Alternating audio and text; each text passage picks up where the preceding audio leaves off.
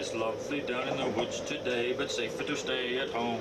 Forever a bear that ever there was will gather there for certain, because today's the day the teddy bears have their picnic. Picnic time for teddy bears. The little teddy bears, whoa, are having a lovely time today.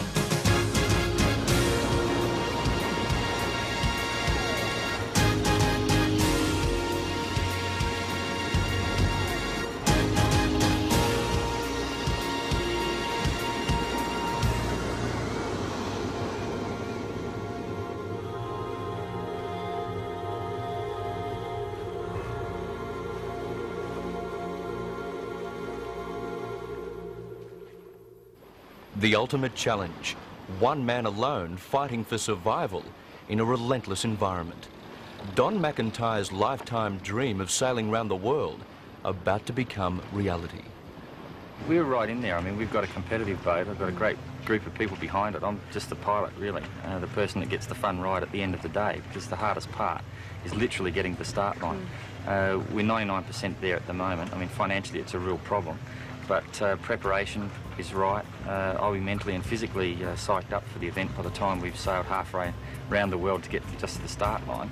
So we're in there with a real chance, there's no question. All our peers have seen the boat and they're impressed, so that's encouraging. Run in 4 grueling stages, the first leg will take competitors from Newport, Rhode Island to Cape Town, a distance of 6,500 miles. This, the third BOC Classic, has attracted 25 entrants from 7 countries. September the 15th, 1990, the countdown for the sailors. It's a time of frantic final preparations and emotional farewells. From Newport to Cape Town, then into the deep Southern Ocean to Sydney, around notorious Cape Horn to Punta del Este in Uruguay, and homeward to Newport, 27,000 miles, truly one of the world's sporting classics. Don McIntyre is relaxed. 48 hours ago, a last-minute financial snag looked like putting Don out of the race. His immediate problem is to avoid the physical hazards. For Don, 8 years of planning and his dream of sailing solo around the world is about to come to fruition. He manoeuvres with the rest of the fleet to take the starting gun.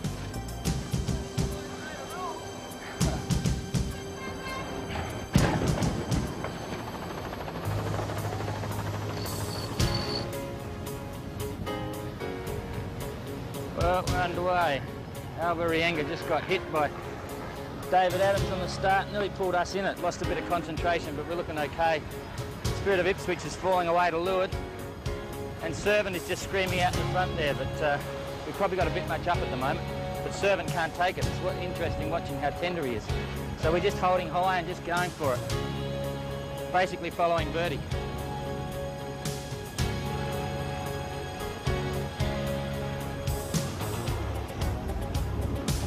Where's Margie?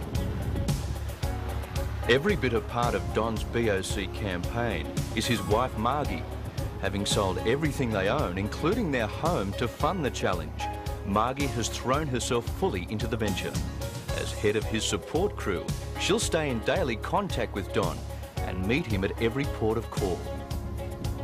There you are. How much water's in here? Doesn't matter. There you, Ted, I've been looking for you over there.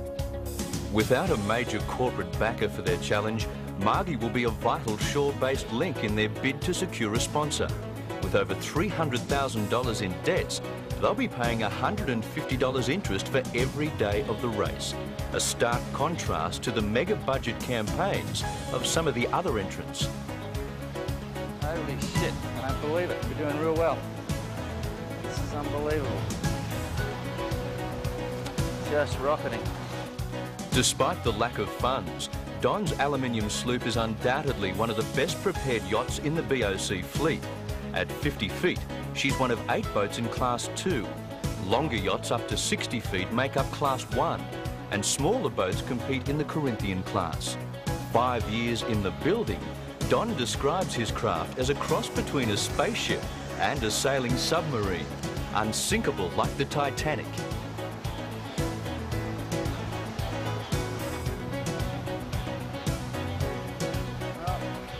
Ted. 6 weeks to Cape Town. Holy shit, what have I done now? Remarkably, I feel fine. Feel absolutely fine. What makes Don's challenge unique are the 4 cameras and microphones installed above and below deck. They'll provide an amazing insight into the physical and emotional hardships endured during this 9-month solo voyage.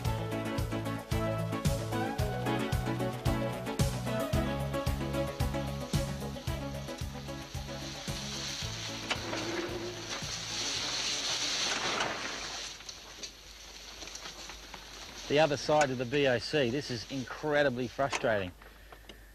Spirit of Ipswich is about 22 miles that way. Josh Hall is the guy I'm out to beat at the moment. Servant is just cleared out. He's 120 miles away, but that's just a fact of life.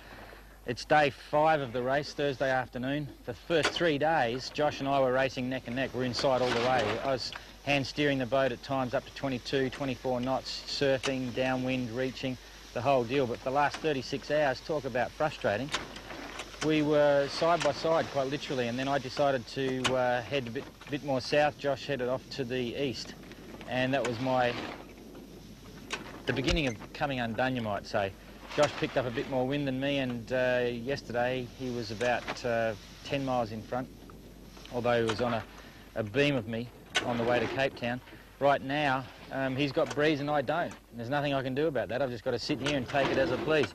I can't even turn the boat around. Look, there I am, I'm hard locked, nothing happens. We're just slopping around here, and it's not even the doldrums. I mean, crikey, we're only about 700 miles out of Newport, so who knows what to expect. Half the fleet, in fact, has picked up just the other side of the weather pattern, and they've gone, they're clearing out. They're sailing at 8 and 10 knots, and I'm still stuck here. I'm probably, I've got another 20 miles to go, say, that way, before I get out of this area of no wind. And I've been sitting in it for 36 hours now. It was very slow sailing. Last night for 8 hours I went nowhere. It was just glassy calm like this, no moon, just the sky and stars, and that was it. And it's just so frustrating. I mean, all we want's a boat race, but the weather, that's a whole new ballcard.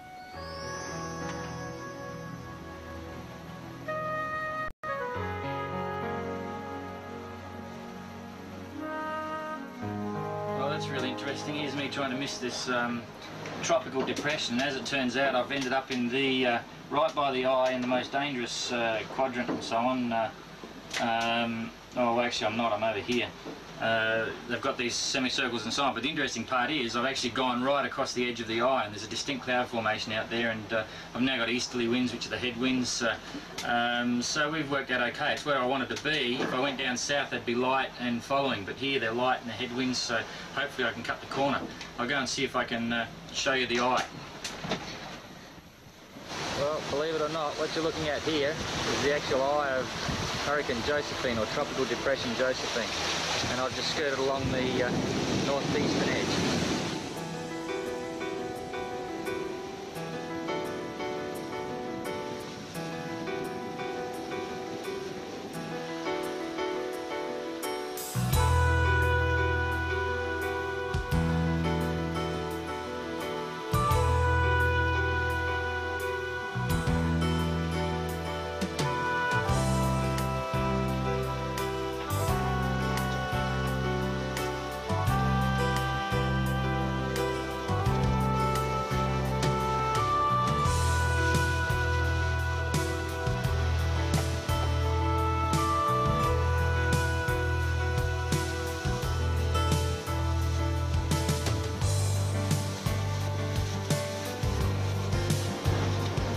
here we are.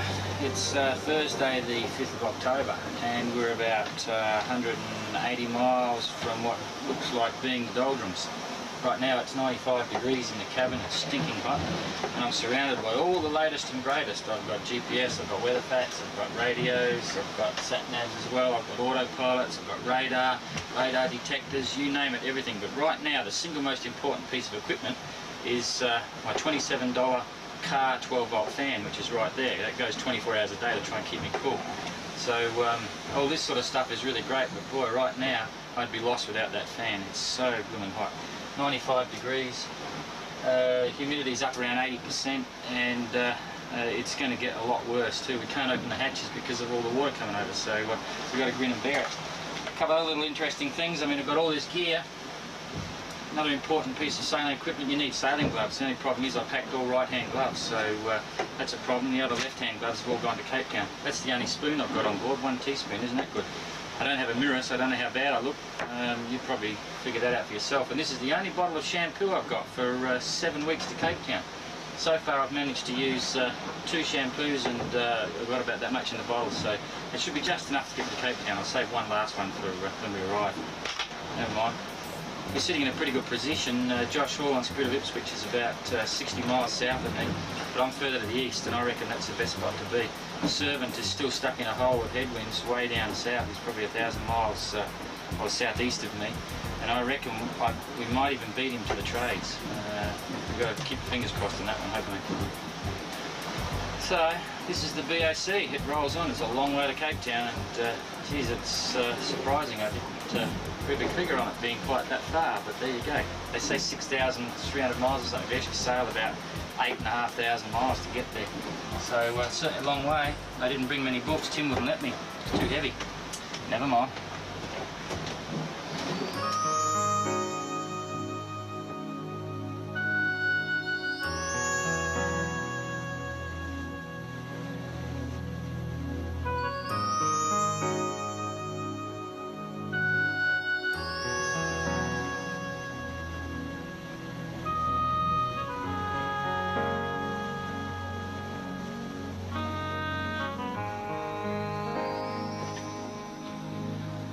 Well, here we are about, what have we got, 9 degrees north of the equator.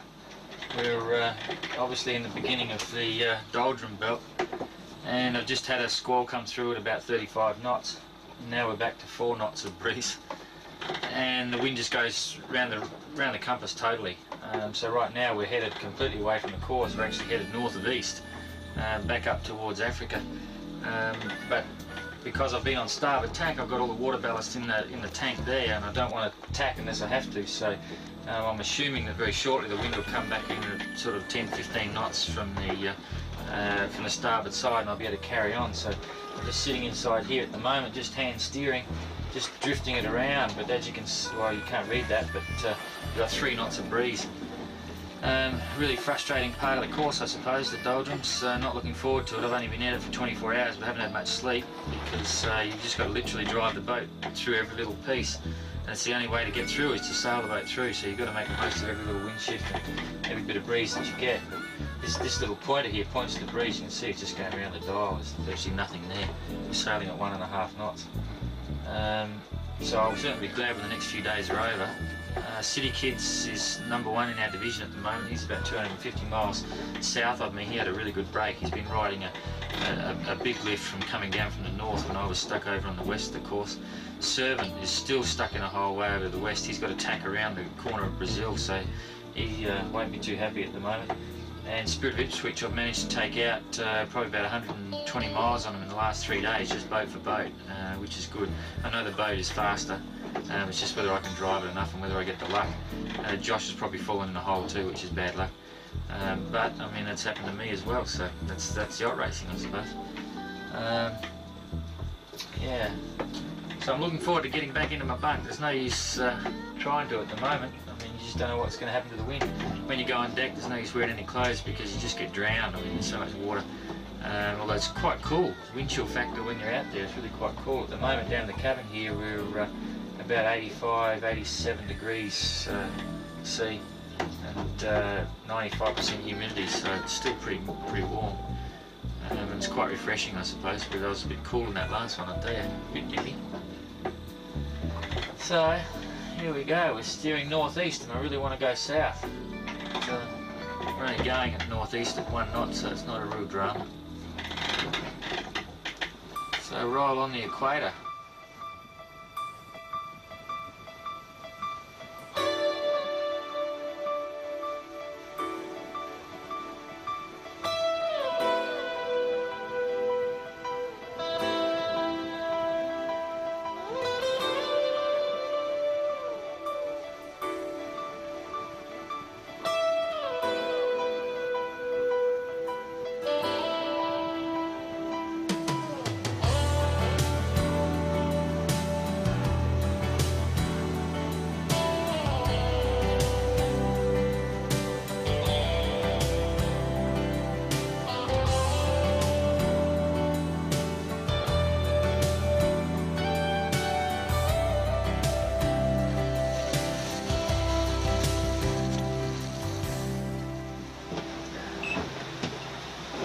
Here we have one galley at about 35 degrees of heel, and it's called Cooking in the Fast Lane. We're going to have noodles and prawns tonight.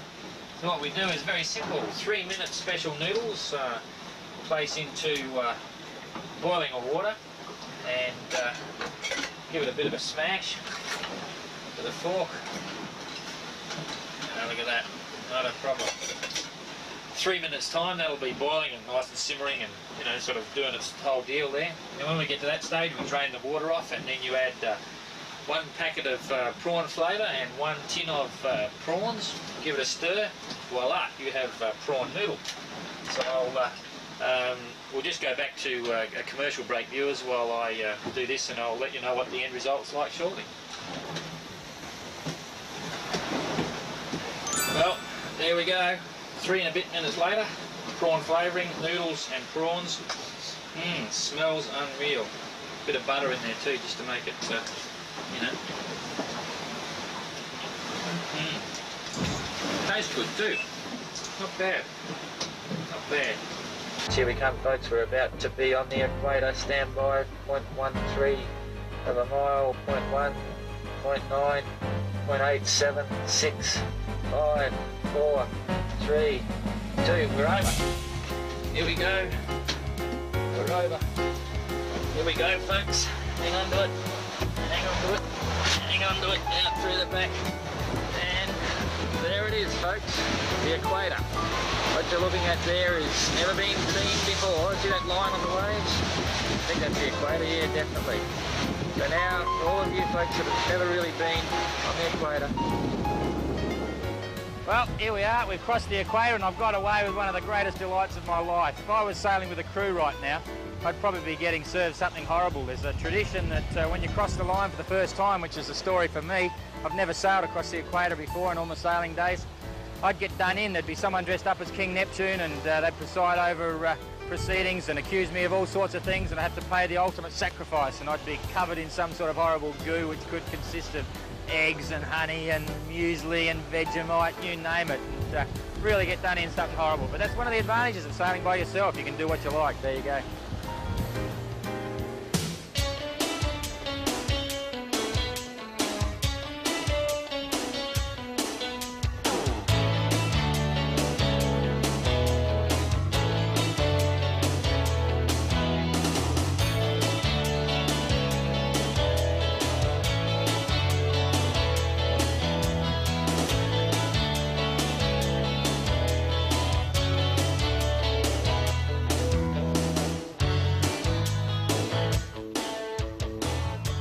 With his equatorial shenanigans complete, Don's mind returns to the serious business of ocean racing.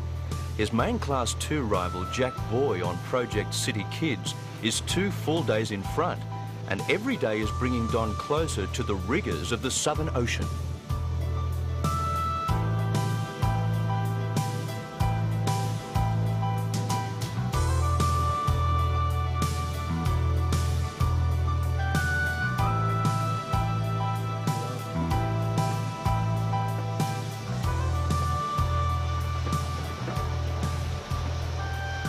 Called tempting fate being out here. But the light is really fantastic. If I get away with this, I'll be really surprised. Right now, we've just come into the end of day 40. We've been through all sorts of things. When we had 150 knot squall come through.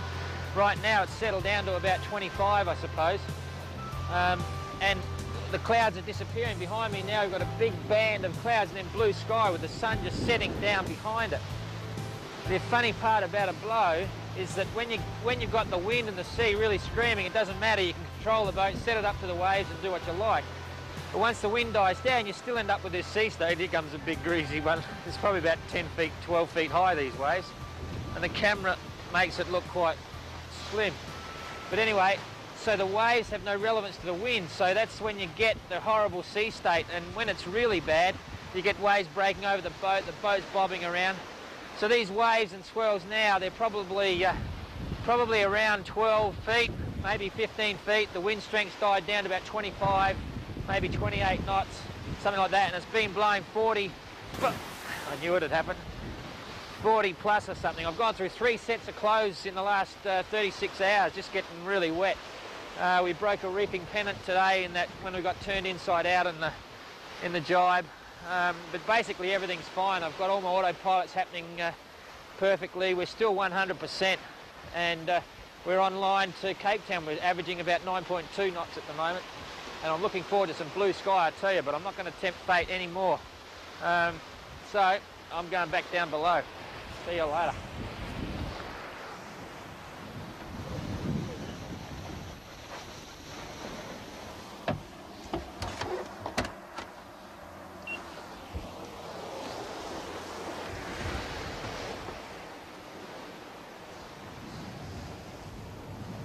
Well, you wouldn't read about this, but 4 hours ago I was in a full gale, 55 knots of breeze from the south east going into the east and having all sorts of trouble trying to get here.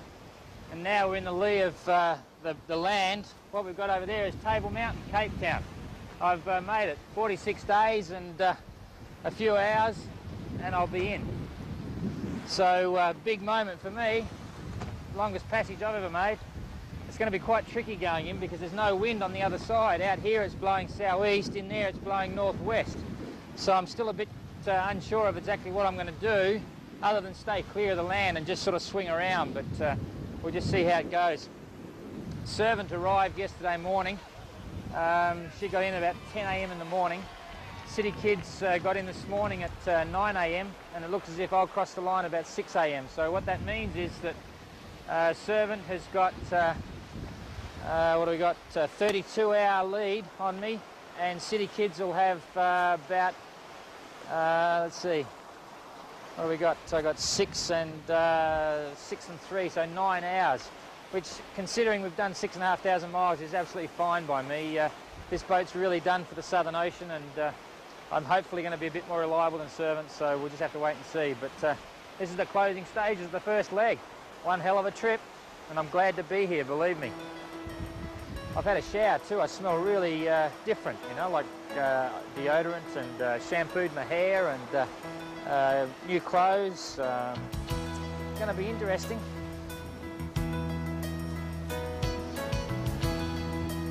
Should be in about 2 hours.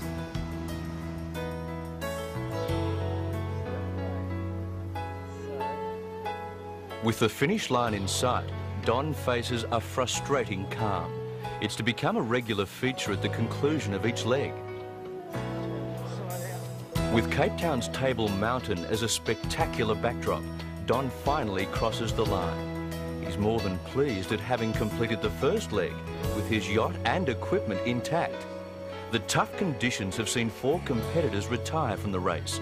They include fellow Australian John Biddlecombe on Interrock's Crusader, who pulled out halfway through the leg, repeating his performance in the 1986 BOC Challenge. For Don, it's time for a hard-earned break, an emotional reunion with Margie. Followed by a hero's welcome to Cape Town.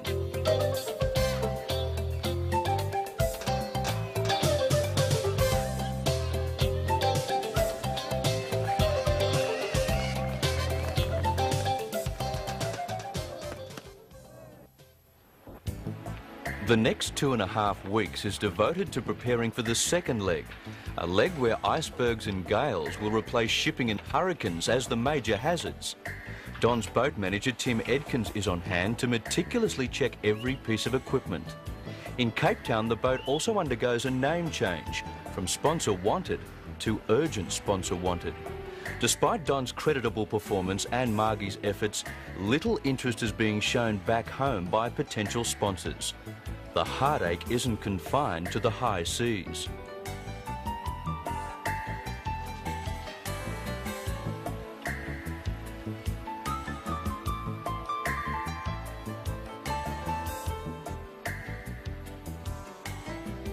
People often ask me what was the best part of the BOC challenge, and for me it was Cape Town. I experienced self-doubt, but to be in Cape Town, in touch with the leaders 46 days after Newport, sailing with the likes of Philippe Jonteau and some of the world's greats, for the first time I was a part of this race.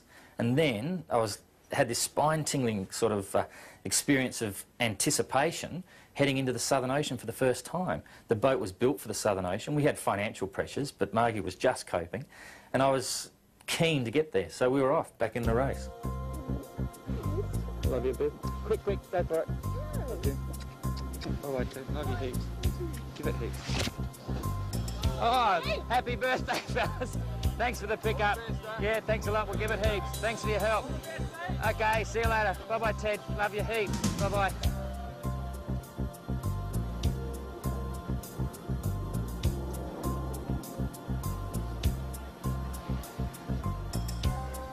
Good luck, David.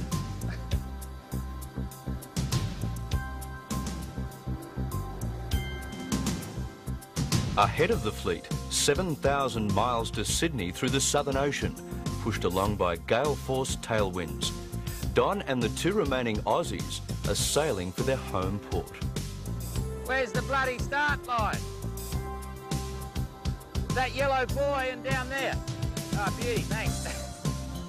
Yeah, talking to the camera at the moment. David Adams is sailing behind me, giving me Mickey Mouse because I'm talking to nobody on board, so...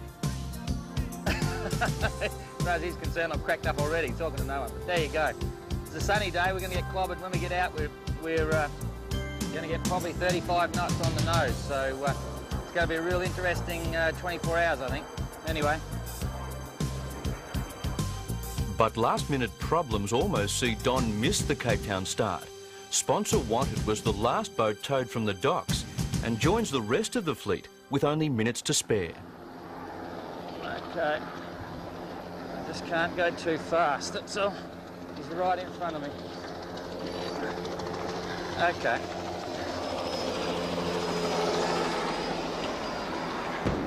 There it goes. We're away on the second leg.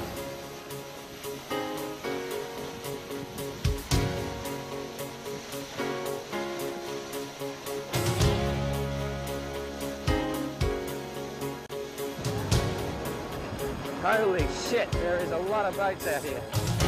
Okay, now just got a tail jar. It's all happening. That was a good start.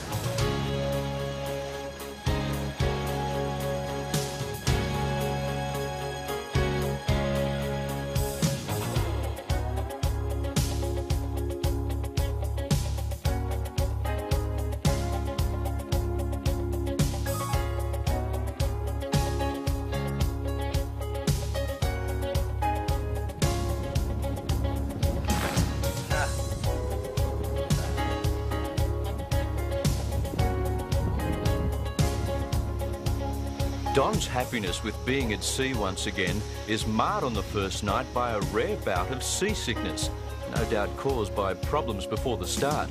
There'd been a fire in the generator, 2 malfunctioning autopilots, broken wind instruments and a bunt soaked in kerosene.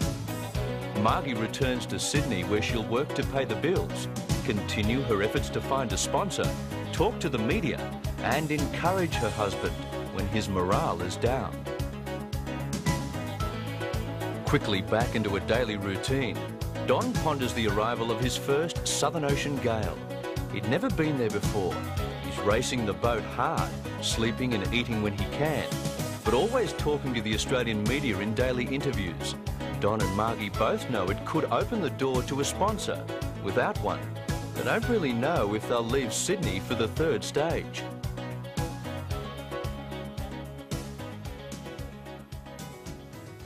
Mother Nature's just incredible, absolutely incredible. They've had dolphins down here tonight, and the birds, I mean the birds that have to be the best flyers in the world. When this BOC's over, next thing for Margie and I is to build a plane. We're going to build a plane and have a bit of fun. Margie's going to get a licence and so on. But just watching these birds fly around here, the albatross and so on, and the petrels and you know, some of them I don't even know what the names are. They're just masters of the sky. They're the most amazing flyers. It's just incredible.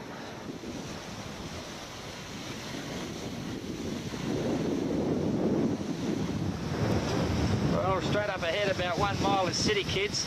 Straight off my beam here, about 100 yards is a bunch of whales. There's big whale tails and everything, you name it. City Kids tipped me off. I'm hoping there's no more in front. I don't know whether you can see all that, but there's some really big whales in there. It looks like a pot of about 20 or 30 of them.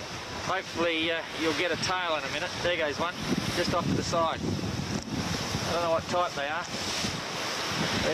There's a good tail. Boy, I tell you what, they're on the nose. Look at that. Wow, what a beauty. Well, this is about as close as I ever want to get to a bunch of whales, I tell you.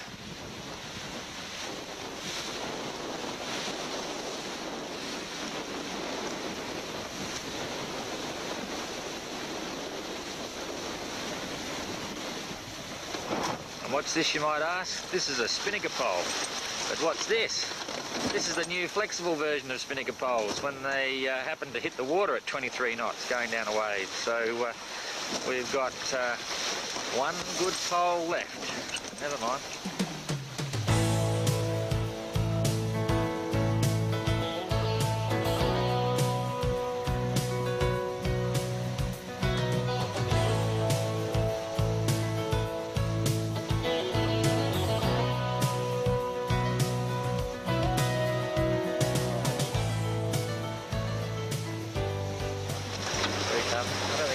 What I'm bloody doing here.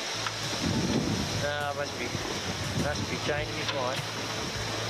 Anyway, so Josh is still quite a way up the front there, and I'm getting horribly bloody giddy trying to film this guy landing. Come on. No, he's bailing out again. Oh, bugger him. This time he looks set. Here he is. He's down. He's down. He's up. He's down. He's down. There he is. He finally did it.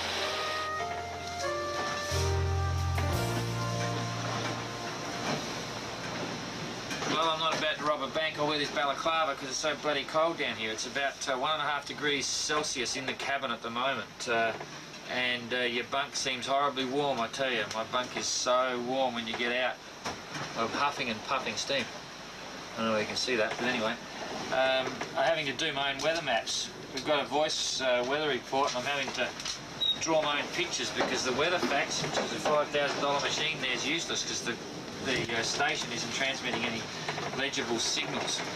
The bad news is there's a low-pressure system coming about a day and a half away, which is quite a long way south, so we could end up with headwinds unless I go north. But I'll make that decision in the morning. I've got to just follow its progress and see what happens. It's gusting 50 knots. We're getting laid down flat. I've packed everything away just in case we do get knocked down, because there's some big seas building just as it was dusk, and it's going to happen sometime, so just want to make sure I'm ready for it. Anyway, time will tell. We've got a sked coming up shortly, so I'll have a chat to the other guys and see what goes on.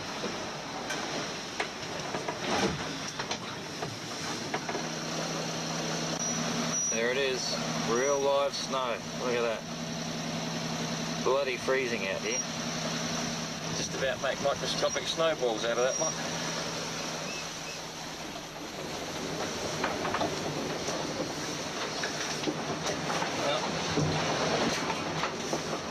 This is breakfast a la cruise ship sponsor wanted. The can's so bloody cold you can't hold it.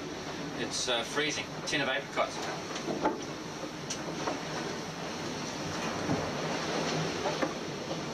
So, I'll tell you a funny story. This is how your mind plays tricks on you down here. The Southern Ocean is incredibly intimidating. The lead up to the story goes like this. I've hit a whale.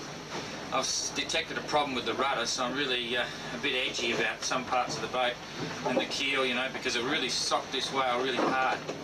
Anyway, every time I'm out doing something, I'm always thinking, you know, is something going wrong? I'm always checking the rudder, things like that. So the other day I'm sailing along, I'm hand steering because it was a pretty good day, the sun was out, and we're sailing at about 12 knots. All of a sudden, for no apparent reason, I mean, it was still blowing, for no apparent reason, the boat sort of goes dead in the water. And, you know, I'm sort of steering the boat, and we just went from sort of 12 knots down to about 6 knots, and I was turning the rudder and nothing's happening and things like that. And just prior to that, I'd been down below and there was a few things had fallen around. I had the companionway door shut, and I've been thinking to myself, geez, anything could happen down here when I'm in the cockpit and I wouldn't know what's going on. So my immediate impression was that all of a sudden the boat had got incredibly heavy. And for a split second I thought, shit, we're sinking.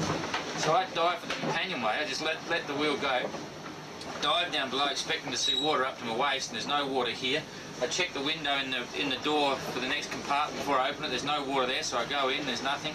Check the forward compartments, no water, so I rush back out the cockpit and think, crikeys, what's going on? Yeah, everything's still weird, the boat's dead. The rudder is moving as I'm moving the wheel, but nothing's happening, and I'm thinking, oh no, shit, the rudder skeg is bloody peeled apart and it's stalling out the rudder, or the rudder itself has come off the shaft. So I drop all the sails to slow the boat down and jump down the aft compartment, and I'm in there looking at everything, checking the quadrant, the rudder, everything seems fine. I can't work it out. And by this time, I'm not joking, I am shaking with fear because it's blowing and you know, it's cold water and you're out here by yourself, and I'm envisaging all these sorts of things, you know, thinking, oh, I should have launched the life raft if we're going down, just millions of things flashing through your mind. Anyway, I look over the transom and there's a lump of weed wrapped around the rudder about the size of a car. Huge kelp. And of course what it was doing was just slowing the boat down and making the rudder totally ineffective. So I nearly jumped through the moon when I saw that, because all of a sudden I'd gone from being really incredibly scared, you've got no idea, to thinking, how ridiculous is this? I mean, it's just a lump of weed around the rudder, but it just goes to show how your mind can play tricks on you down here. It's very intimidating. It's the only way to describe it. You're always, not on edge, but you're always thinking of the things that might happen and what you've got to do to get out of it if it does happen. And boy, I tell you what, I haven't been so scared in a long time. The adrenaline rush was so big that it took me probably 2 hours to calm down afterwards. It was a pretty good feeling actually, because it was like having a huge high, you know, all of a sudden just a big release. But that was an interesting experience. A lump of weed around the rudder, and I thought I was for it, I tell you. I was so scared. Unbelievable. Good breakfast.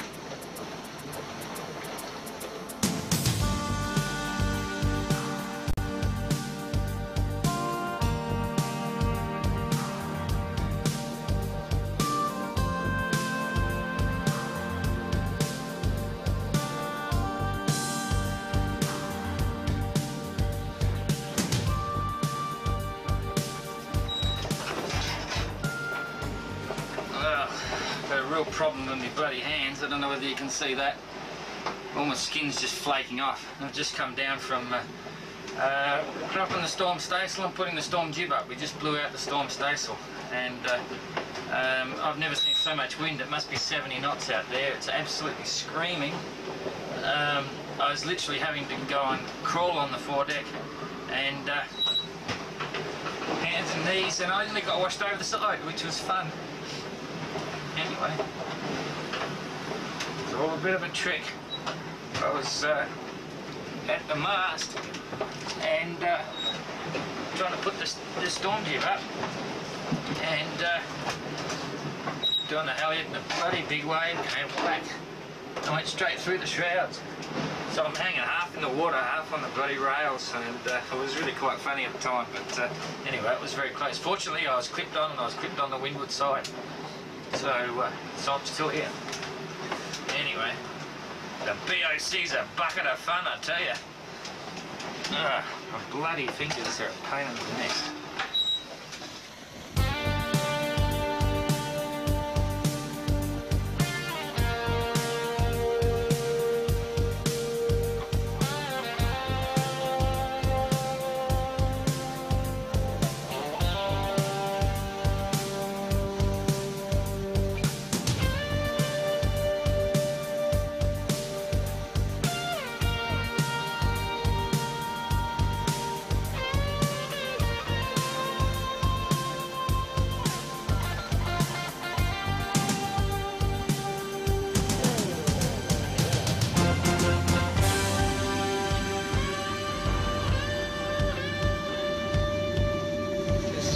Because after a knockdown we just got laid flat and everything is everywhere. That's stuff out of the chart table, my book there.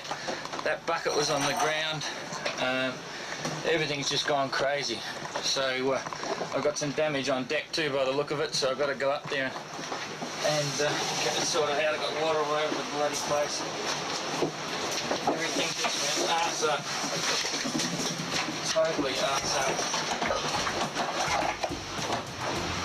It was quite a long bloody way, believe me.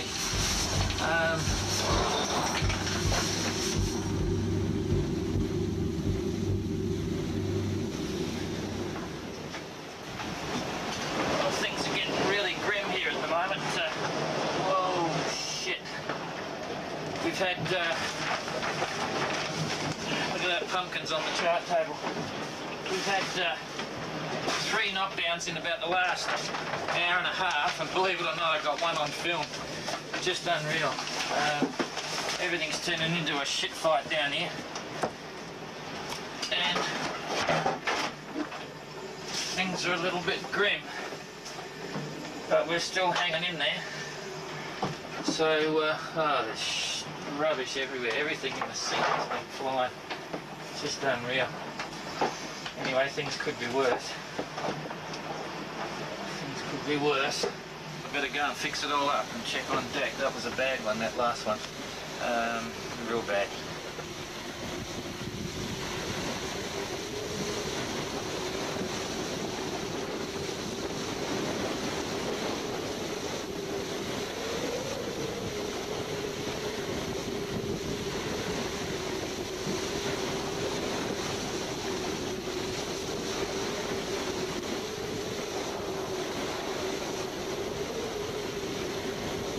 In their first encounter with the vicious Southern Ocean gales, both boat and skipper emerge relatively unscathed.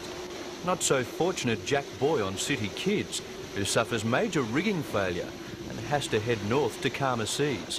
Josh Hall aboard Spirit of Ipswich dislocates his knee and also experiences equipment failure. Nonetheless, Josh manages to hold the lead and will enter Bass Strait ahead of sponsor Wanted.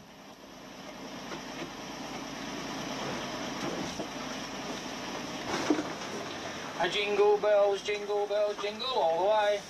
Oh, what fun it is to be in a BOC out of the way, hey? Today we're still racing, even though it is Christmas. And I've got a Christmas bonbon. And, excuse me, do you want to give me a hand to rip this bonbon open? Why, certainly, oh, happy to do that. So here we go. One Christmas bonbon. Bang! What's inside, you might ask? Another hat. Here's the hat. And there's, we'll put this hat on top of the other hat. We've got something else in here. We've got a square puzzle.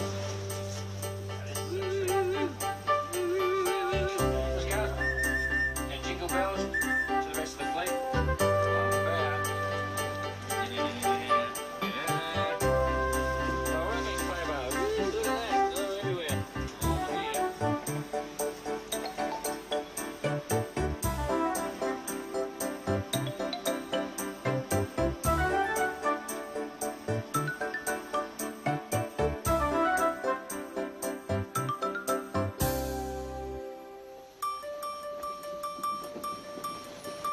The first whiff of Australian soil.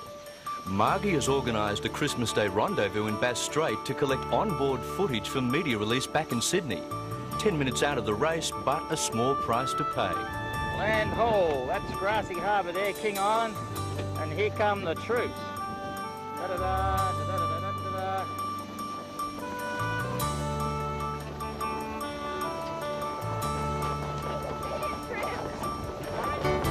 Did you like your Christmas present?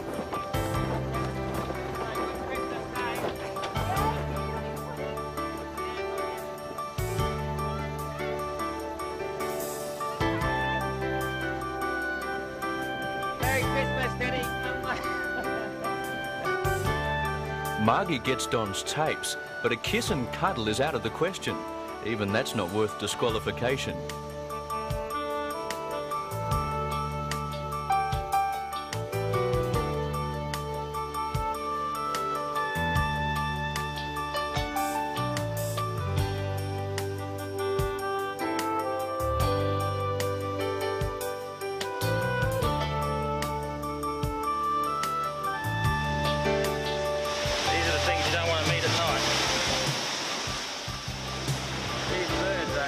absolutely bloody everywhere. Just about to run over a patch of them. Incredible. All the way, see up that way? And all the way you can see down that way. Out of Bass Strait and into 50-knot headwinds before a dream sail up the coast to within sight of Sydney. The dream turns into a nightmare when for 14 hours Don sits becalmed. Friends and supporters share his sense of utter frustration as the race continues, but Don goes nowhere.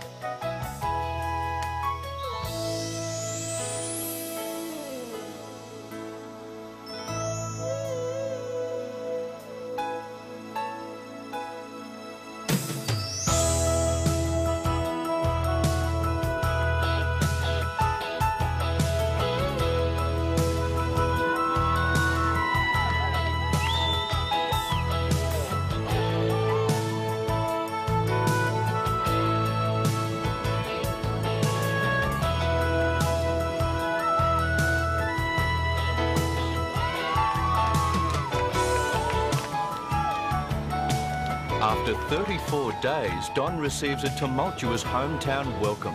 Although third across the line in Class 2, Don maintains second place overall.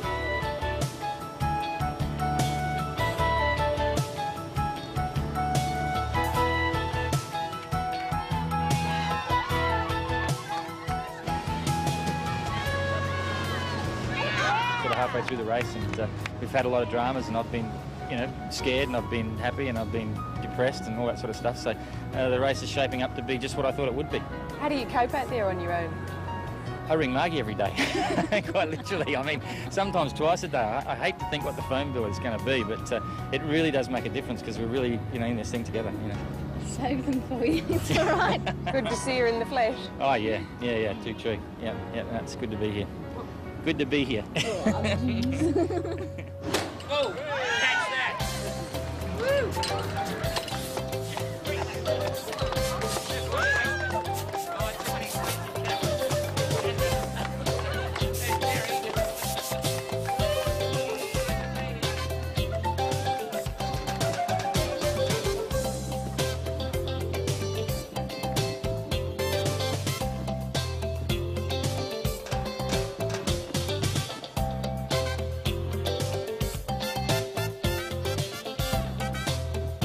Robin Davey, on board the smallest boat in the fleet, sails into Sydney.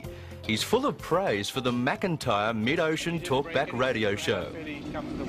I had a very comfortable time. I had plenty of food, no whales. No, I could get all my thrills every day by tuning in and listening to what had happened to Don that day.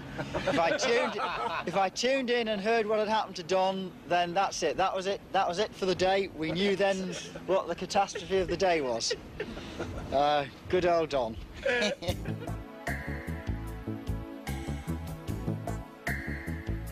Back home for a 5-week break, the McIntyres finally secure that elusive sponsor.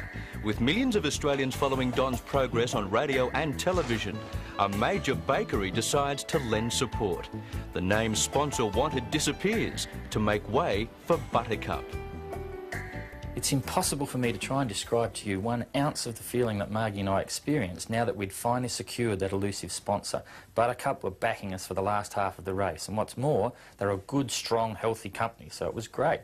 Still, decisions had to be made. We were headed back into the Southern Ocean. I knew what it was like to experience the mast going underwater, and our course was to take us as far south of Hobart as Townsville is north, so it was going to get cold. There were going to be icebergs. Still, it was Cape Horn or bust. Nothing, absolutely nothing was going to stop us now.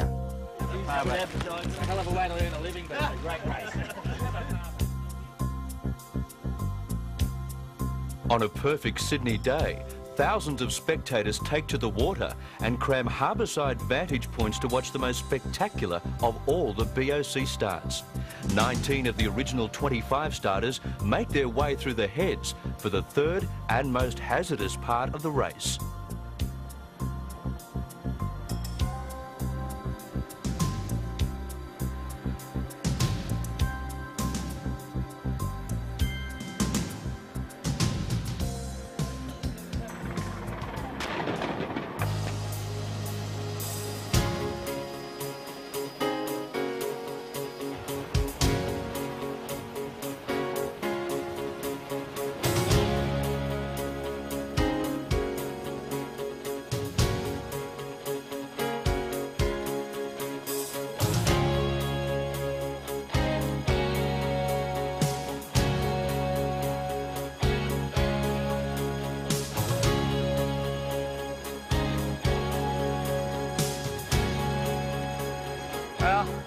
So, we're off down to the Horn now. It's going to be interesting. Hopefully I won't have too many knockdowns or rollovers or anything stupid like that. Fantastic sailing at the moment. I was the only one to set a kite, but East Buttercup have got a good run, so here's to the next 5 weeks, and I'm certainly going to miss Margie like crazy, but never mind. From Sydney to Punta, another leg of more than 7,000 miles. The fleet is heading further south than ever before. History shows that for everyone, a life-threatening ordeal lies ahead.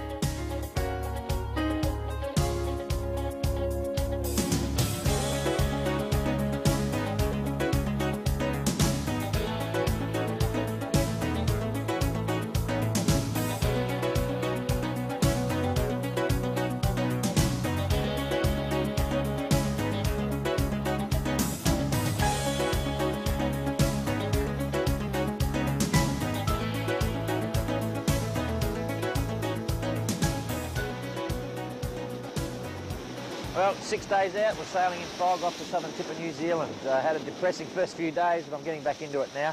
Servant 4 hit a whale last night, crushed his bow a bit, but he has a special compression area with foam, so he's not actually taking water. I don't think it's going to slow him down. He seems happy enough, so he's carrying on.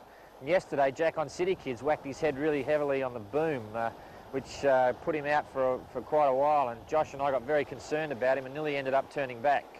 Because he hadn't come up on the radio for about 8 hours, and that was enough for us. So fortunately he came up 15 minutes before we were set to go. Our only drama really has been the motor not wanting to start out of Sydney. Had water in the block, but I got rid of it and it hasn't shown its head again, so hopefully I won't have any more trouble with it. Everything on board's functioning quite okay. No real problems. This fog is interesting. I've got to go over Shallow Bank tonight. Well, I'll get there tonight, and there's a big fishing fleet on it apparently. John Martin sailed through and reckons there was 40, 50 boats, so I'll probably be up and down all night. Hopefully this fog won't be around. If I have to go through that bank with fog and a fishing fleet, that's going to be real interesting. Spirit of Ipswich is about 60 miles to the southwest of me, and City Kids is a bit further down as well. Temperature's not so bad. We've been pretty lucky that way. It's only just starting to get cool now. So it's yet to see how cold it's going to get. We're going to go down to about 55, which is 300-400 miles further south than the last leg, but we'll just have to hang in there and see what happens. I took the heater off. I got sick of the paraffin leak in the end, so we don't actually have a heater on board. But I've got lots of par bakes, long life bread, that have to be heated in the oven, so that'll help heat the cabin as well. Anyway.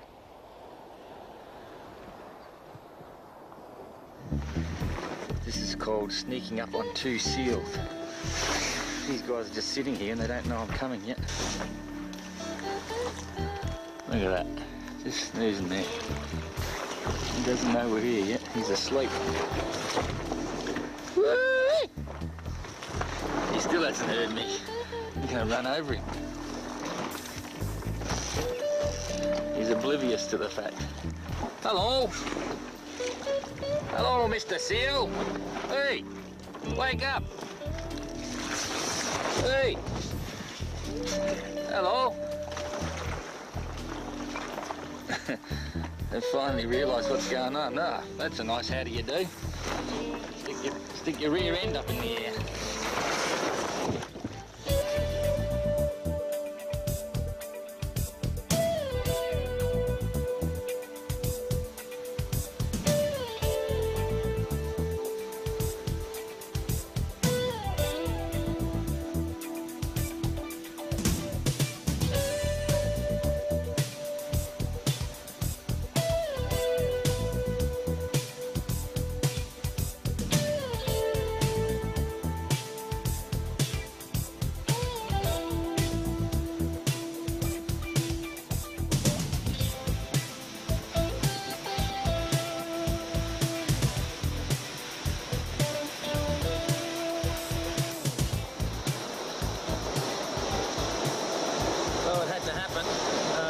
Between Sydney and the Horn, and the boat's about 300 miles south of me is seeing heaps of icebergs. Philippe saw 45 icebergs in 24 hours, and last last night John Martin hit a growler.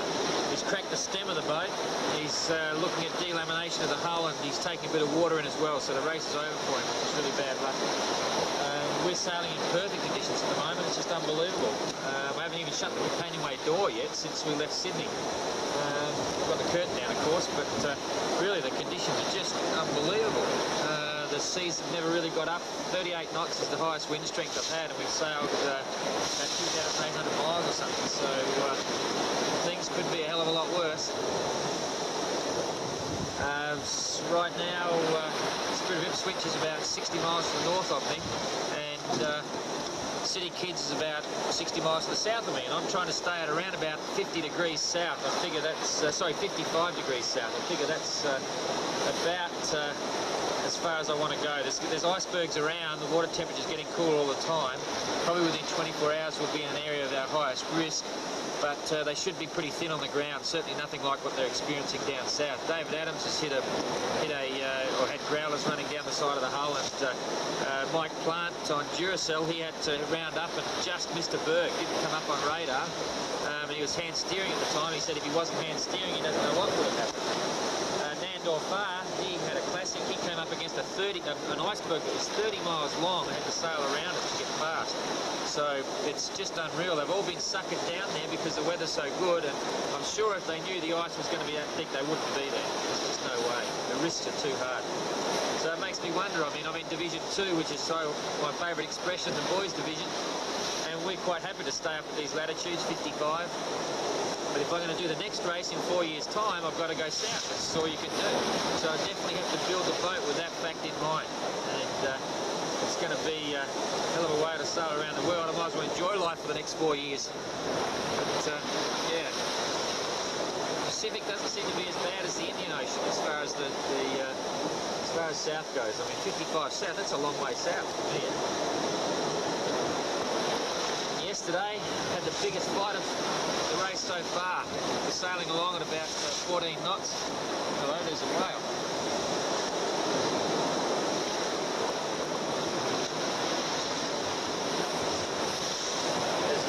There's a whale. What do you know about that? There's a whale.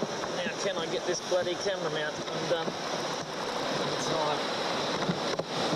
There's a whale over here. Now I've lost him in the sun. There's a whale just over here. What a classic. I don't think you're going to see it. Just lolling around. No, you're not going to see it. What a bugger. Well, that's all very interesting. No, not going to come up again. There's a whale probably about 40 feet. Back into some real live action. I want to make sure I don't drop the bloody camera here.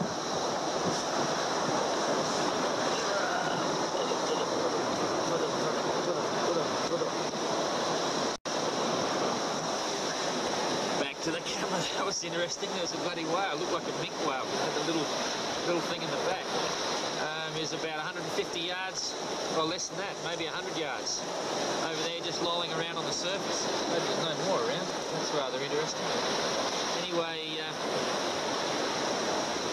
yeah, so I'm sailing along with the number 1 poled out to starboard, and we had a 40 knot gust come through, 38, 40 knot gust, and the sheet just snapped. And of course, then what happened is it goes forward, the boat rounds up, I get on the sheet winch, start bringing it in, and it got wrapped around the spar, but the wrong way. I couldn't furl it in, couldn't furl it out. It's trying to shake the rig to pieces, and I'm up there just having a hell of a time. Everything that could go wrong did go wrong. Unfortunately, after 2 hours, I finally got it back to stabilise the situation, and all that's happened is I've torn the leaks a little bit just by the clue where the sheet connects. But well, I was really worried for a while. I just couldn't get it down, I couldn't get it in, couldn't get it out. It was just a nightmare. It was the worst. It's the worst 2 hours of the race so far. It really was not much fun. But I better get back to look at the whales. It's interesting.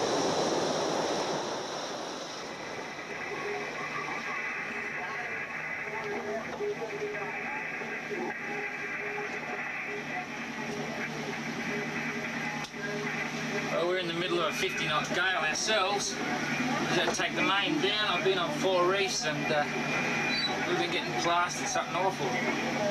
Anyway, the bad news is that John's getting off his boat. Bertie's there to pick him up now.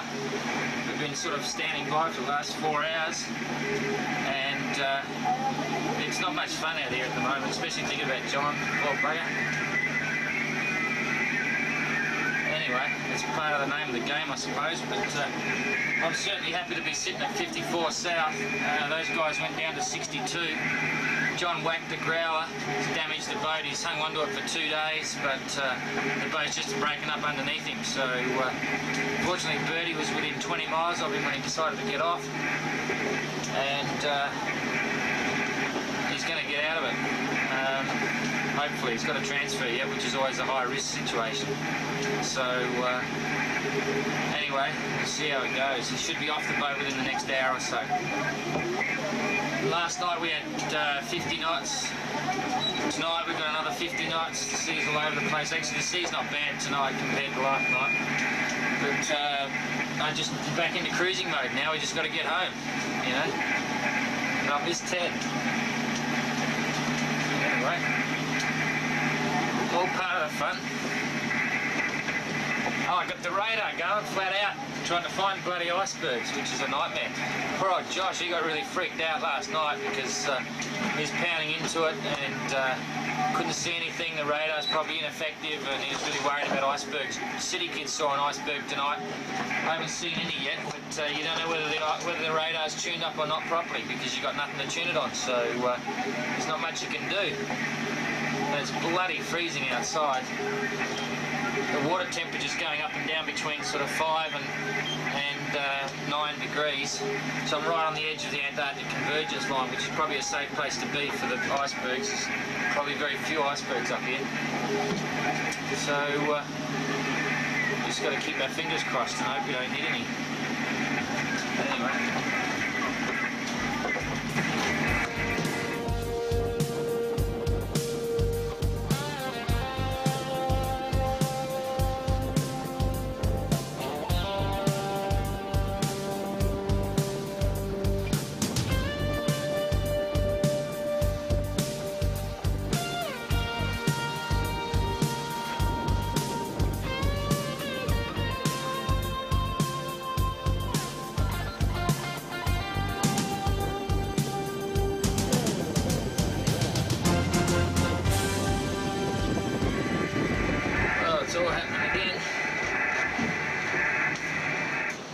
Got rolled 360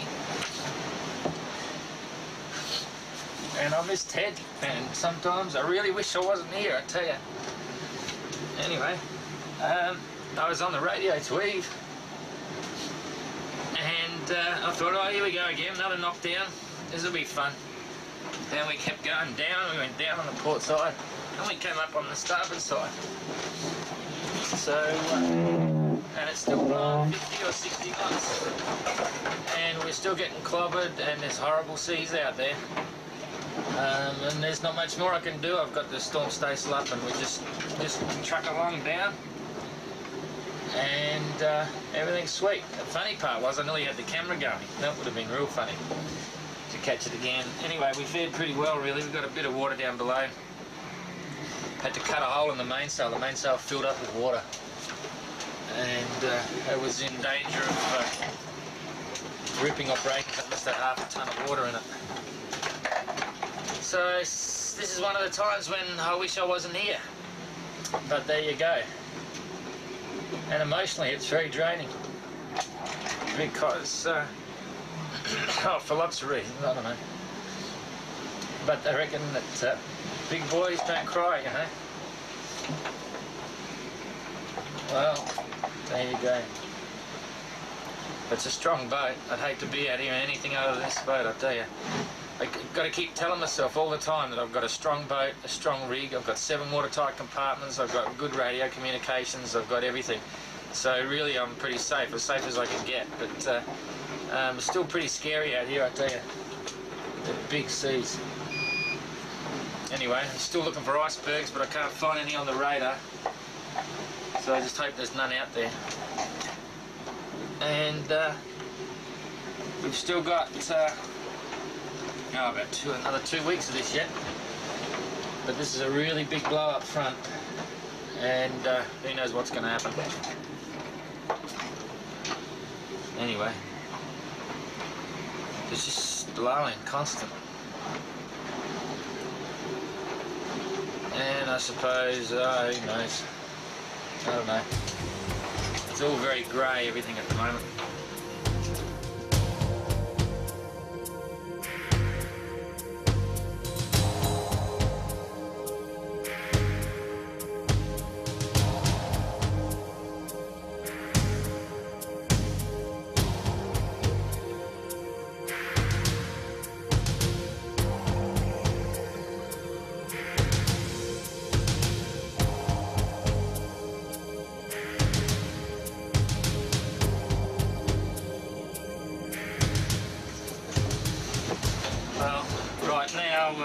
I don't mind telling you, I'm a really little bit scared.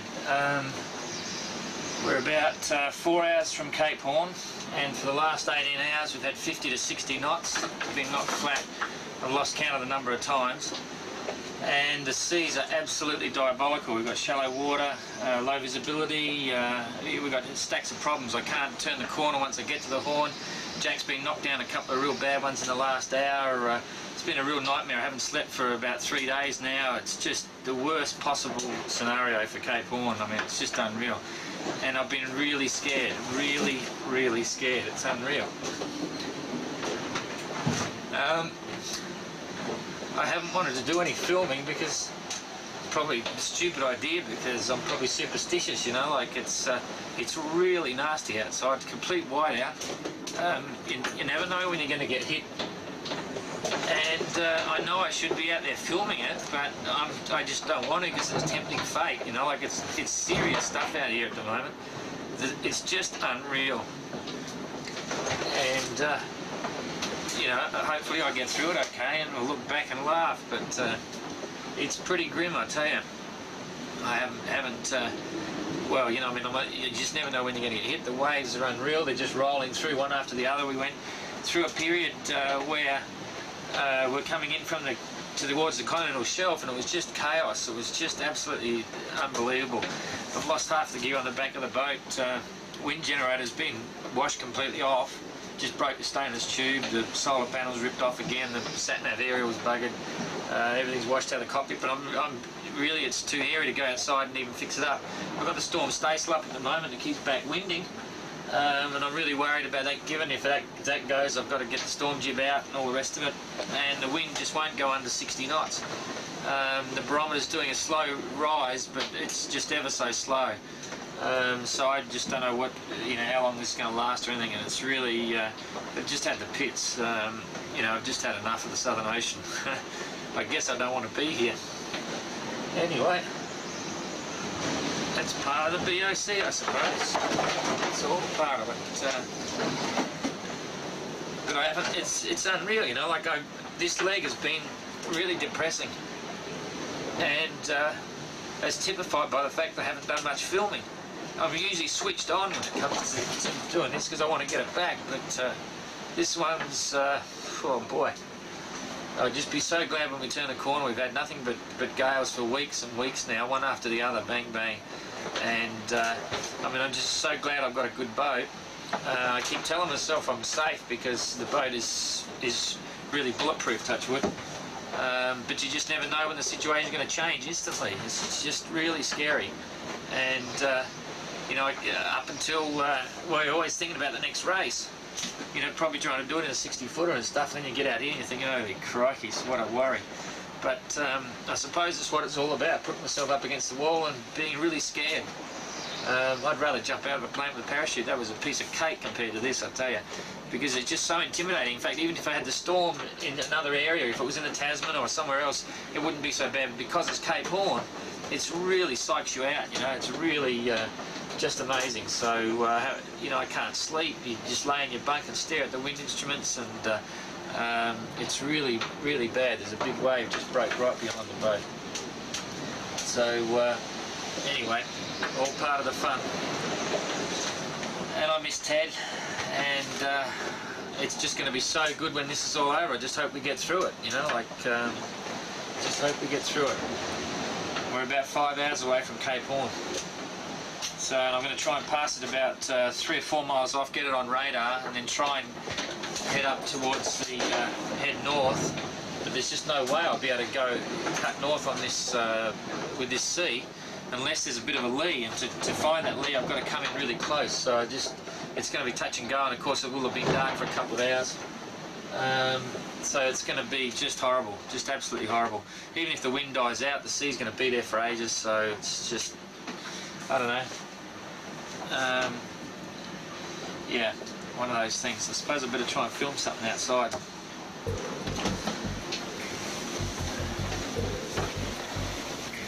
See what you can see out the bloody window.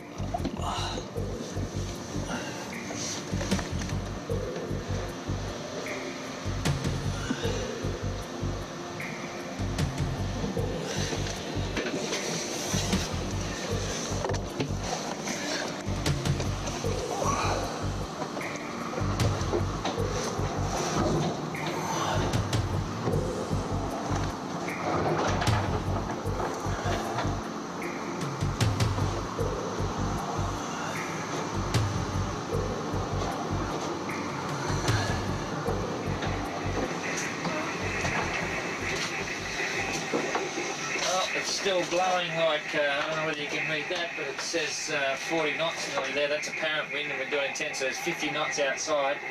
And here's our graphic footage of Cape Horn. There it is there, that little green dot there, which is, each one of these rings represents 2 miles, so it's 6 miles away. We're 6 miles away from Cape Horn, and we're about to pass it in about the next hour. So after all this I've got here at night time. The cloud bank is up high and the moon is down low, so I can see the silhouette of Cape Horn. It seems really close, so I'm gearing up and I'm going to go out and have a look.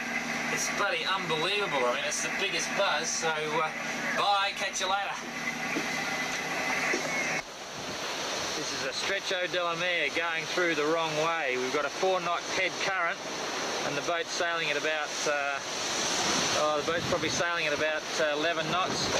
So we're doing about 7 knots over the bottom, and some of the waves are just amazing. We're just ploughing into them. There's a ship coming through the channel there, and there's some amazing islands around the place. That cloud bank there is a huge front that's just come up behind me. 20 minutes ago I had 50 knot nor'westerlies, now I've got 35 knots southerlies. So they're right behind us, which is just what we sort of didn't want, but that's it. You can see the cloud bank there, and if we arc across, that's going to be the South Atlantic Ocean out there. As soon as I break out, there's Argentina coming through, and there's the cold front behind us. Look at that, what a beauty. And that back there was Cape Horn and all the boys. Here's the remnants of Cape Horn. One wind generator completely missing, one sat-nav aerial buggered, one solar panel just about ripped off, one auto-helm wind indicator cable snapped, one monitor wind vane buggered, and another wind generator which is not looking too healthy either. But the camera survived, but the recorder doesn't work because the humidity's so high. So all very interesting.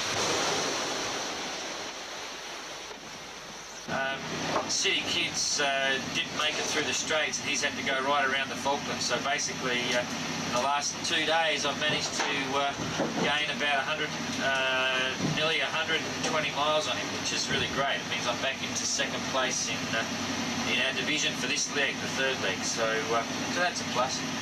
Anyway, we've got about 5 days to go to Punta, and 5 days to go till I see Ted. And 5 days to go till I get off the boat, and 5 days to go till I have a hot bloody shower, a good meal, and I'm really looking forward to it. So who knows what the weather will bring between here and there. It's definitely going to be variable in direction and obviously variable in strength, so we're going to have to earn every bit of the mileage that we make. Anyway, it's getting warmer. The cabin's 15 degrees C. The water temperature's 11 degrees C, so we're slowly heading north, which is a plus. That's a plus. A lot of water over the boat at the moment. A lot of water. Anyway, We shall see. Back to it.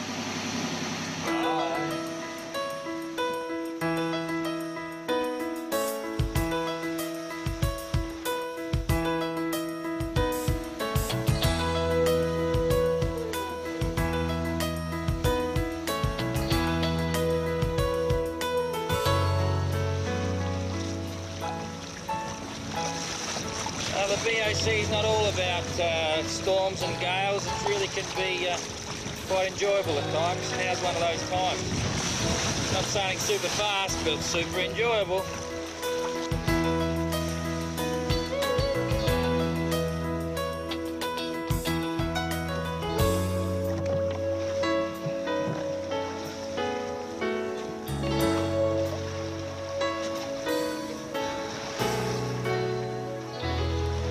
Well, just as I figured, I'm probably 2.5 days out of Punta del Este, and we've got flat water, blue sky, there's not a cloud in the sky, and I've reminisced about my experiences at Cape Horn, and just as I expected, things certainly look really good right now. They were pretty grim then, and really I learned a lot about myself, and funnily enough, once it's all over, you sort of look at it in retrospect and think, well, it really wasn't anything other than I probably expected anyway. It's just that we were lucky that Cape Horn really turned it on and gave us a classic gale. I really thought about my emotions then, and there's no question, I went through a really weird period. A week before I got to Cape Horn was absolutely nothing. It didn't mean a thing. It was just a rounding mark in the course, and just went around, and I thought I was missing out on something. I really thought, oh, I should be all excited about going around Cape Horn, but it just didn't worry me. And then, of course, when the storm came, all of a sudden I realised the whole impact and the whole feeling of Cape Horn, and the fact that there's so many people have been lost around Cape Horn, and it's just got a real spooky sort of sense to it that I just got caught up in the whole thing, and it really raced away, and it was very interesting. I spent hours, literally hours, just standing in the companionway, looking through the bubble there at the waves in absolute awe. And as I mentioned before, it wasn't so much that the storm was anything that we couldn't cope with, but it was the combination of the storm and the reputation of Cape Horn that really psyched me out. And I was scared. I was really scared. Which was real interesting. Still, we've gone round it, and I'm still not put off the next race. If I can come up with a sponsor and build a 60-footer maybe, I reckon I'd be there. I've learned a hell of a lot. I know how to tackle it a bit better next time. That's Cape Horn, that is. So now it's just back into yacht racing. City Kids has gained 110 miles on me in the last 24 hours. I was 180 miles in front of him, and I was becalmed. Last night I just sat and went nowhere, had the spinnaker up. But once again, the emotions of the race take over. I really wasn't concerned because it was so beautiful out here. It was unreal. There was absolute glass out on the water, had perfect reflection of the stars, and it was just absolutely amazing. And it had a beautiful sunset with not a cloud in the sky. And really eerie yellow light, and then this morning a fantastic sunrise. So the race is starting to, I mean, it's important, and you really want to keep the boat moving as fast as you can, but all of a sudden I feel as if there's a huge release and I'm able to sit back and enjoy what's happening again. So whilst I might not necessarily be what would you say, the best dressed sailor in the fleet at the moment with all my Larry colours on, I'm certainly enjoying life. And it's kind of funny, Margie's in Punta. I'm really looking forward to seeing her and catching up, but at the same time I'm really going to miss being on the water again. I'm starting to enjoy it a lot now, probably because I know that the Atlantic is nowhere near as ferocious as the Southern Ocean. I mean, it can still get some really nasty storms, but I know what to expect up here, and I can sail the boat properly, and I think there's some enjoyable times ahead. So the worst of it's over, there's no question. And all of a sudden the completion of a dream seems imminent. I can see the finish line in Newport, and that's a hell of a bloody, it's a hell of a buzz to me.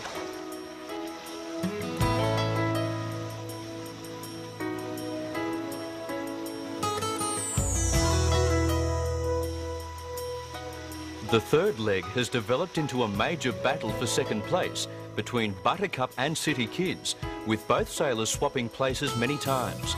Within sight of the finish line, Don holds a comfortable lead of 2 miles. But for the 3rd time in this race, fate is to deal Don another cruel blow. As he sits becalmed, Jack Boy sails round, winning the Battle of the River Plate. Boy beats Buttercup by 2.5 hours to take 2nd place. Don has been finishing for the last 6.5 hours, and he's just about now to cross the line. So, Margie, this is it for us, I guess. Guess it's all Until March 31st.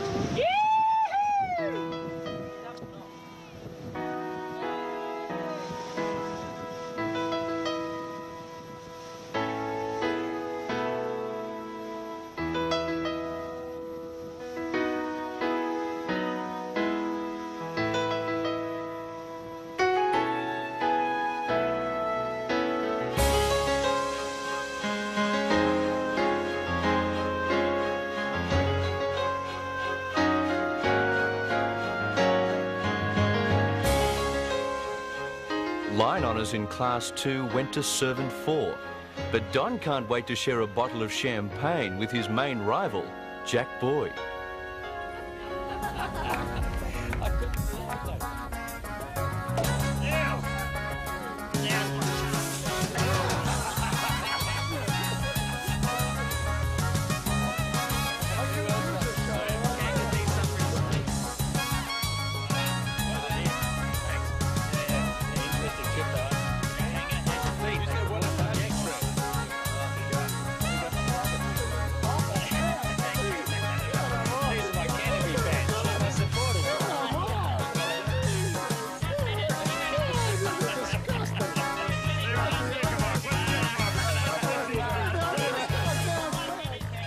Punta del Este, what an amazing stopover. The sense of relief at finally having got around Cape Horn was unreal. Everyone was letting their hair down. In fact, I even started to think about the 1994 BOC Challenge.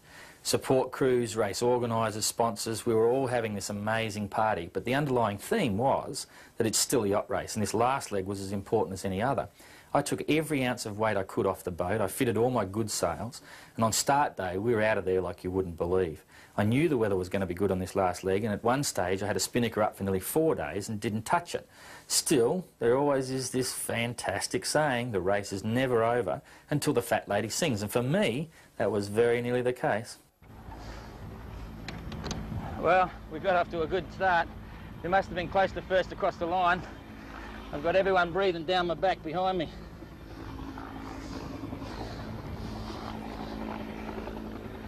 Shouldn't really be doing this, but what the heck. There's Josh, City Kids, Jose, City Kids, there's Spirit, there's Credit Agricole coming straight up behind, there's the start boat. So most of the fleet is behind us at the moment, and we're just trying to make for the mark.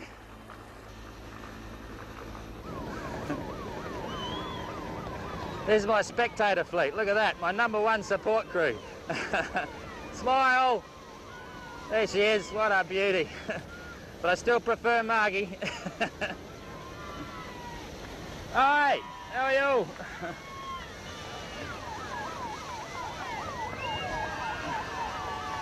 Okay, here's my kids support crew. Kids everywhere. There's Margie down behind on that buoy there. There's all the other guys behind us. I told you it wouldn't happen very long. Yep.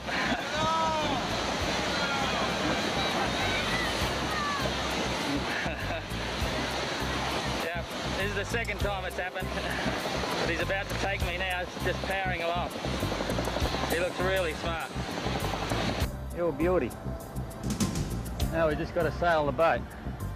The Aussie skipper gets a dream start, crossing the line first and leading the field for 25 minutes. From Punta, the fleet faces a downhill run of 7,000 miles to the finish line at Newport.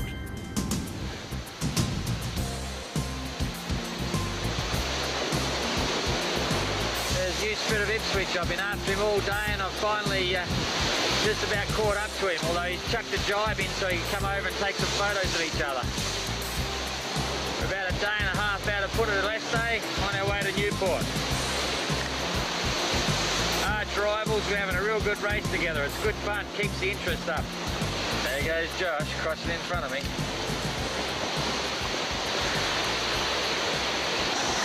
My second bird.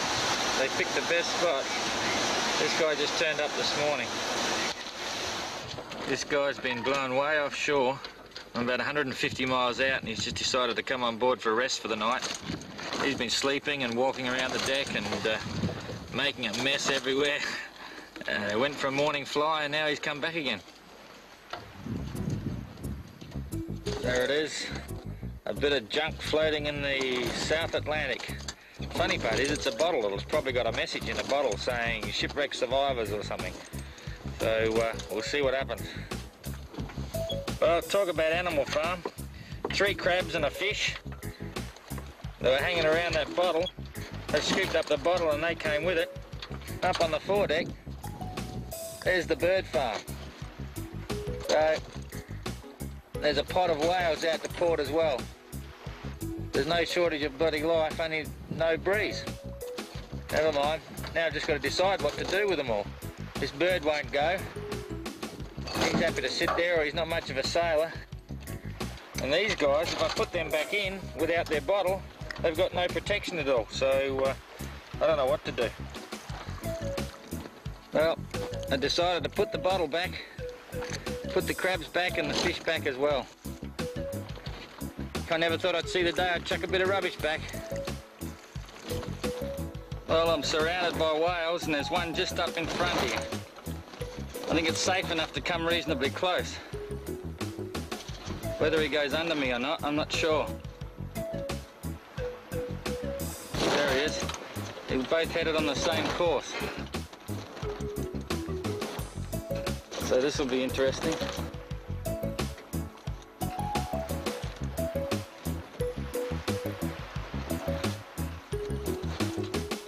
Oh, I think he's gone down. He saw me coming.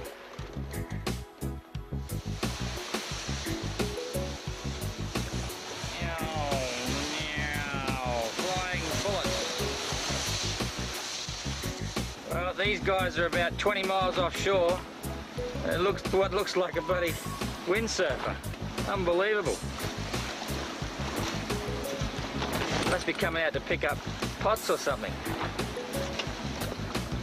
I wouldn't go in Sydney Harbour in one of those, let alone out here.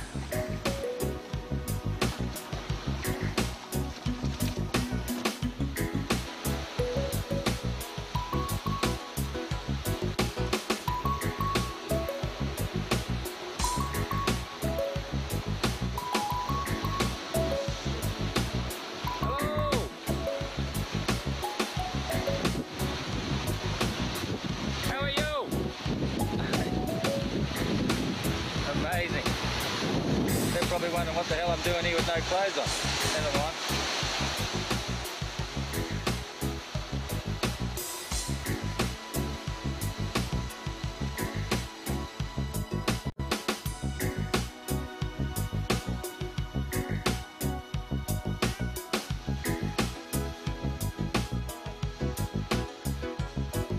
This is a typical doldrums rain squall. Been 30 knots in this, see the water coming out of the main, and I've had a beautiful shower. I smell like a rose instead of a well, I won't describe what I used to smell like. It's been blowing 30 knots in this lot, but now it's settled back to 24.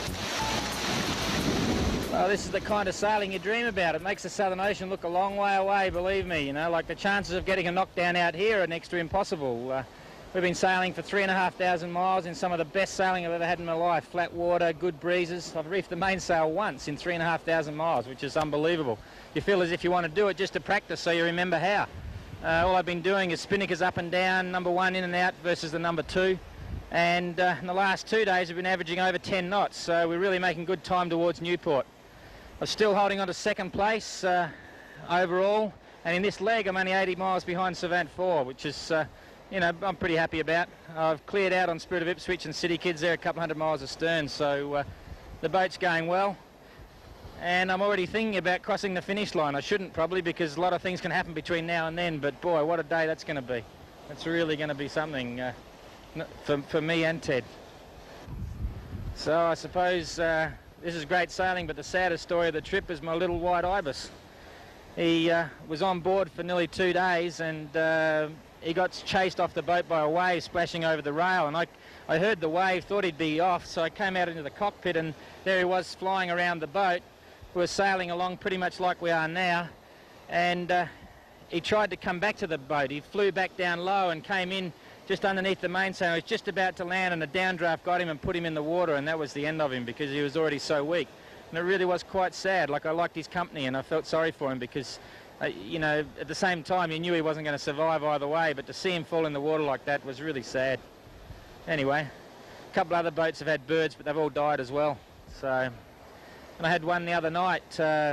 Looked like some sort of all-black petrel. It was on board for most of the night, but he was gone in the morning. So it's a total of 4 birds I've had on board. Margie will get cranky soon.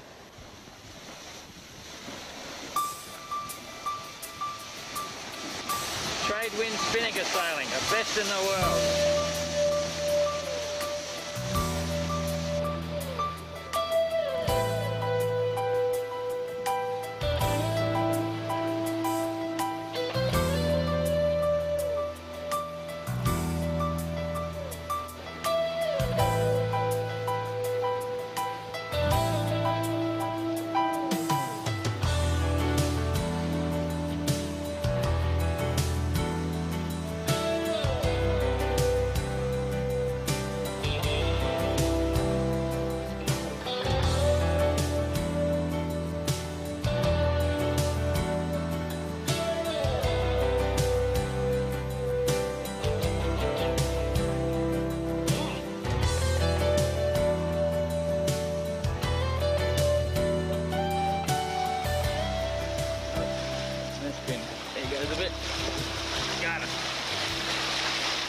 Some sargasso weed. There it is. It floats around in great big clumps and breaks off and just creates new little habitats there for crabs and fish and so on. So interesting stuff, that. And the ancient mariners used to be petrified of it. They would be scared that their ships would get stuck in big beds of sargasso weed, because this is the variables where the wind is very fickle, and then stuck in that weed they thought they'd get attacked by sea monsters or ran out of food. And we're just blasting straight through it, so there you go. Sargasso seaweed. Back to the environment.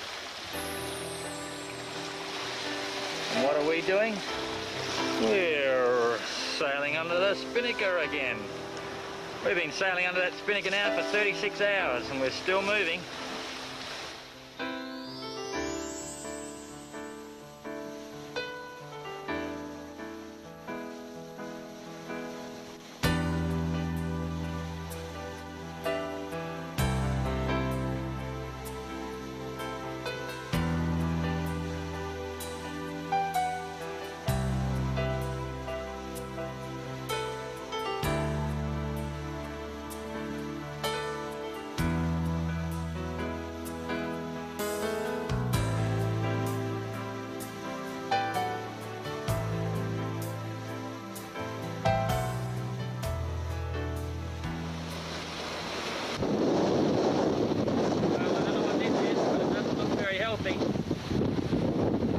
Closest thing we've had to a warm or cold front in the North Atlantic so far. Everything's been really mild, but I've got 20 gusting 25, and this cloud bank looks really interesting. So I've decided to hold the number 1 until we get into it. And if it does blow up, then we'll just run downwind until we sort out what's going on. But yeah, it looks kind of interesting.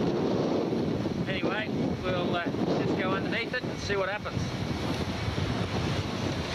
Well, there's not much left of the bowsprit. I've got a gaping hole in the bow. I've managed to stabilise it quickly. I've managed to put a strop on and furl the number 1 up. Now I've got to decide what I'm going to do. But everything was sailing along just fine, and all of a sudden, bang, there goes the forestay, the number 1, the bowsprit, the whole lot. And now I've got to fix it and try and get to Newport without losing my lead. I've got to decide whether to tell the rest of the fleet. I don't think I will, because Josh will put the pressure on, and so will City Kids, so I've got a bit of a problem. I've got to worry about what's going to happen with everything up the top of the mast too. The halliards will wind up, all the rest of it's going to be a nightmare. Anyway, We'll have to sort something out. Well, there you have it. Breakfast a la cruise ship Buttercup. Goes really well on a couple of Buttercup parboats that I'll just heat up in a minute, and what a breakfast. Might not look much, but it tastes good. Anyway, if it doesn't work, I can use it to plug that hole in the bow. It'll set rock hard. Came up this morning and say, what's that on the wheel? Fish scales. What do fish scales mean? Fish scales mean flying fish. There we go. He was in the cockpit, so he whacked the wheel and fell in the cockpit. They're all over the place. I've been hit by them twice this trip.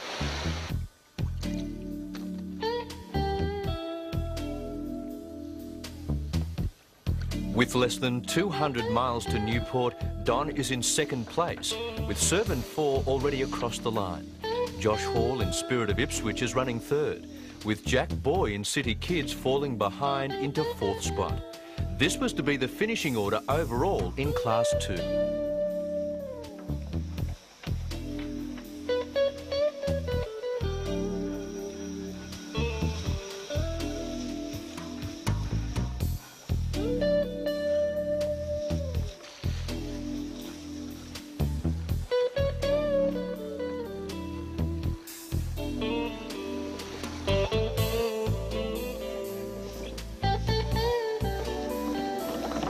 One of the cameras that brings you all the action.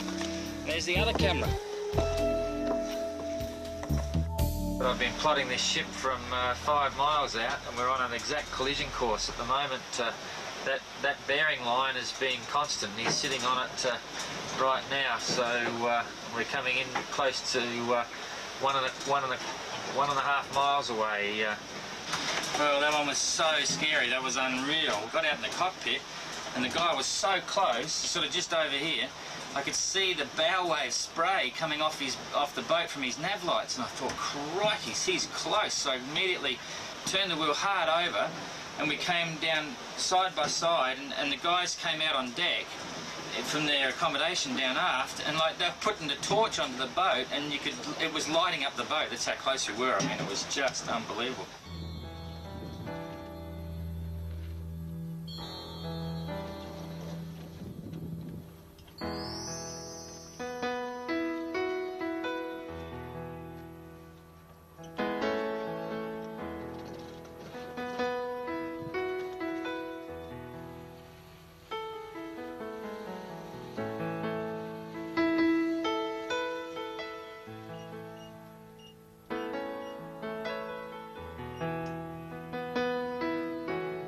As he nears the end of his epic voyage, this solo sailor is left to contemplate the joys and heartbreaks of having conquered his own Everest. A classic Aussie tale of a battler who has sacrificed everything to make a dream happen. Well, there you have it. Newport's 80 miles that way. If all goes well, I'll be there about midnight local time. Margie will be there, and we've done it.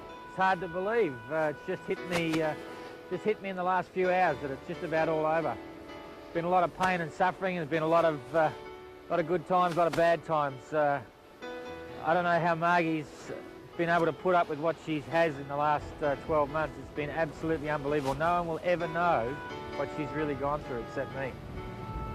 It's hard to believe that the boat's gone around. I mean, it's hard to believe that I've sailed single-handed around the world. I can't believe it. It's just been one day into another, and it really wasn't that hard. It sounds funny saying that now, but it really wasn't. The easiest part of this whole endeavour has been doing the race. When you get out there and you're worried and frightened and scared, you sort of can't do anything about it. You can't get off the boat and go home. You've got to get back to port, so you put up with it, and you feel good once it's over. So I feel it's starting to feel a bit of anticipation of finishing the race, but I'm not letting it get to me at the moment. But I know I'll be pretty phased once we cross the finish line and I see Margie. That's going to be real interesting. Would I do it again? Of course I would. Margie wants to go again. I want to go again. But we'll never ever do it this way. We'll go with a sponsor. If we can't get a sponsor, we don't go. Simple as that. I don't really want to sell the boat, but I have to. If there's any way that we can possibly hang on to the boat, I'd really like that, because I've really become attached to it. She's looked after me really well. and it looks as if we're going to come home second, which is amazing. Our priority was just to finish the race.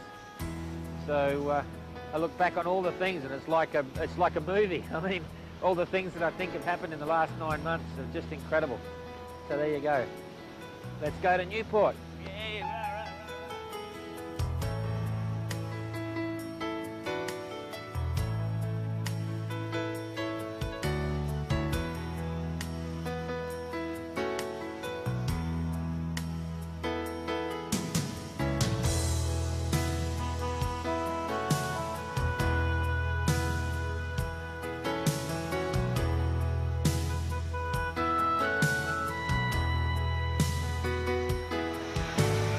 Sunset at sea for a long time. And I'm drifting and dreaming on my way to Newport. Unbelievable.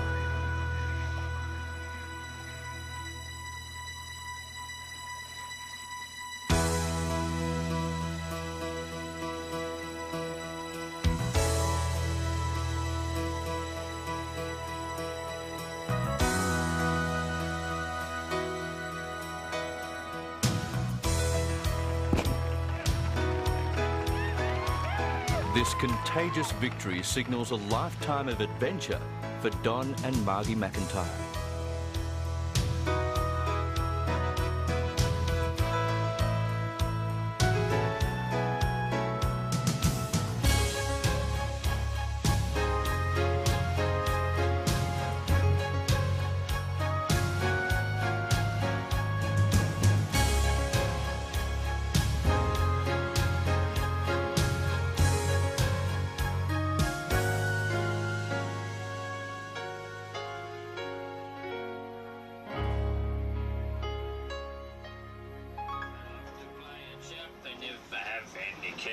Lost the tune there, never mind.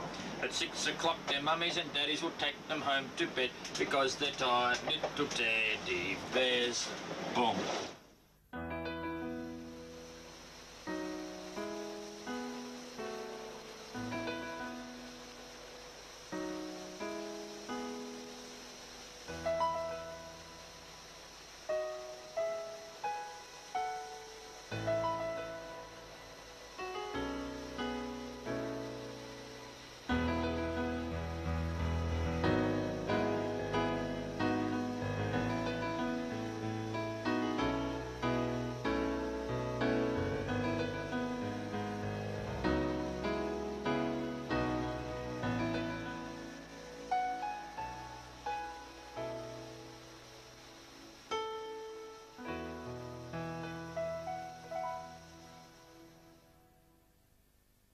And I reckon that's the best spot to be. The Servant is still stuck in a hole with headwinds way down south. He's probably 1,000 miles or southeast of me, and I reckon we might even beat him to the trades. We've got to keep fingers crossed on that one, haven't we? So this is the BOC. It rolls on. It's a long way to Cape Town, and geez, it's surprising. I didn't put a big figure on it being quite that far, but there you go. They say 6,300 miles or something. We actually sailed about 8,500 miles to get there. So certainly a long way. They didn't bring many books. Tim wouldn't let me. It's too heavy. Never mind.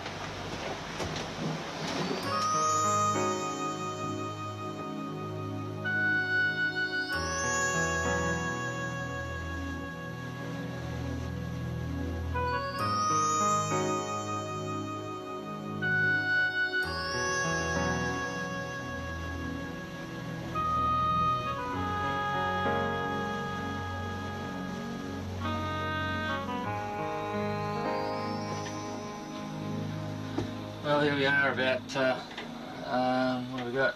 9 degrees north of the equator. We're obviously in the beginning of the doldrum belt, and I've just had a squall come through at about 35 knots. Now we're back to 4 knots of breeze, and the wind just goes round the compass totally. So right now we're headed completely away from the course. We're actually headed north of east, back up towards Africa. But because I've been on starboard tack, I've got all the water ballast in the tank there, and I don't want to tack unless I have to. So I'm assuming that very shortly the wind will come back in at sort of 10-15 knots from the starboard side, and I'll be able to carry on. So I'm just sitting inside here at the moment, just hand steering, just drifting it around, but as you can, well, you can't read that, but we've got 3 knots of breeze. Really frustrating part of the course, I suppose, the doldrums. Not looking forward to it. I've only been out for 24 hours, but haven't had much sleep because you've just got to literally drive the boat through every little piece. And it's the only way to get through is to sail the boat through, so you've got to make the most of every little wind shift and every bit of breeze that you get. But this little pointer here points to the breeze. You can see it's just going around the dial. There's virtually nothing there. We're sailing at 1.5 knots. So I'll certainly be glad when the next few days are over. City Kids is #1 in our division at the moment. He's about 250 miles south of me. He had a really good break. He's been riding a big lift from coming down from the north when I was stuck over on the west of the course. Servant is still stuck in a hole way over to the west. He's got to tack around the corner of Brazil, so he won't be too happy at the moment. And Spirit of Ipswich, I've managed to take out probably about 120 miles on him in the last 3 days, just boat for boat, which is good. I know the boat is faster. It's just whether I can drive it enough and whether I get the luck. Josh has probably fallen in the hole too, which is bad luck. But I mean, that's happened to me as well, so that's yacht racing, I suppose. Yeah. So I'm looking forward to getting back into my bunk. There's no use trying.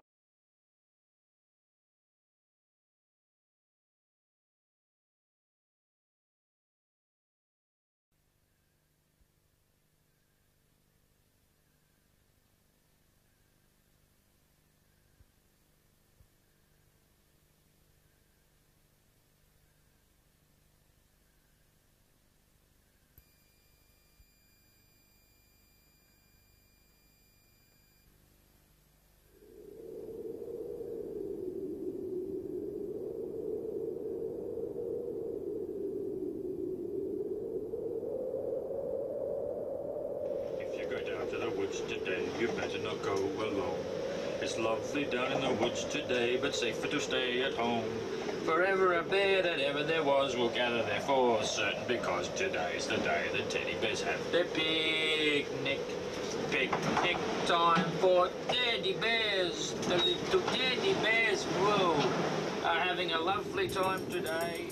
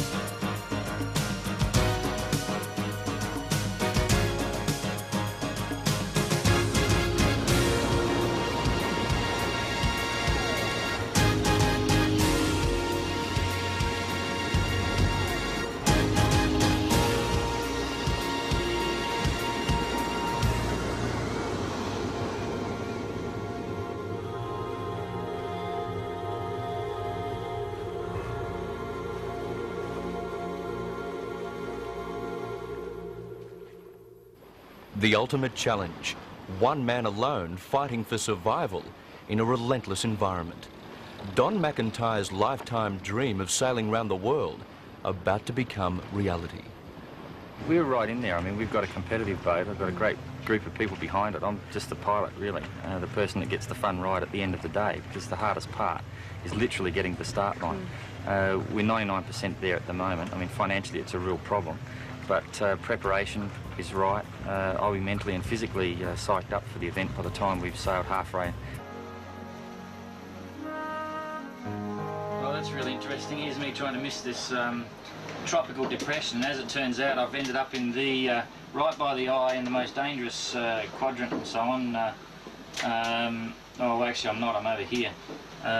they've got these semicircles and so on, but the interesting part is I've actually gone right across the edge of the eye, and there's a distinct cloud formation out there, and I've now got easterly winds, which are the headwinds, so we've worked out okay. It's where I wanted to be. If I went down south, they'd be light and following, but here they're light and the headwinds, so hopefully I can cut the corner. I'll go and see if I can show you the eye. Well, believe it or not, what you're looking at here is the actual eye of Hurricane Josephine, or Tropical Depression Josephine, and I've just skirted along the northeastern edge.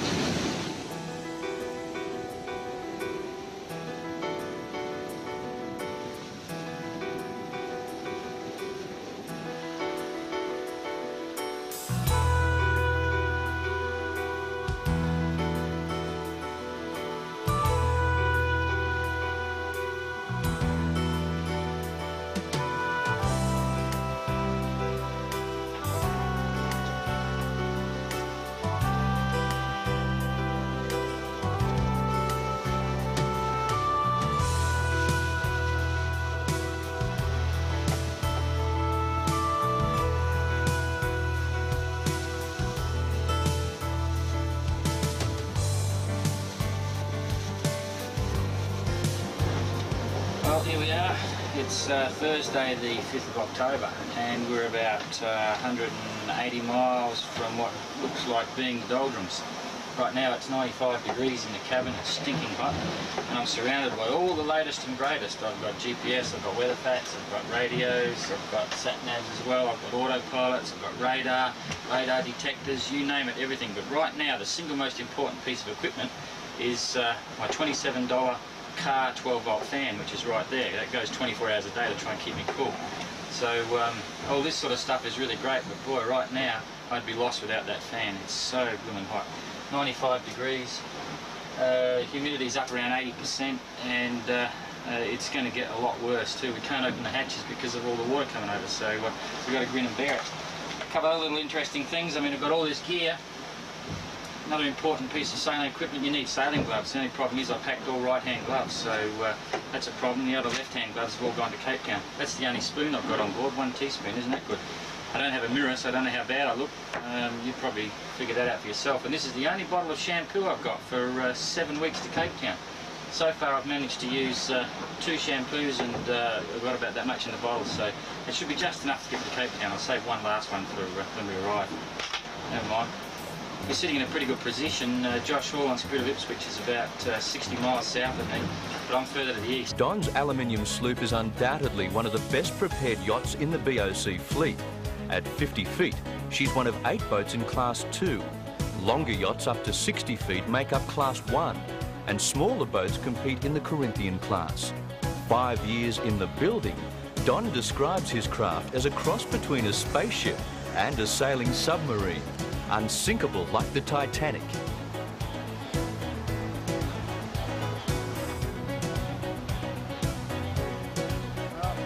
Right, Ted.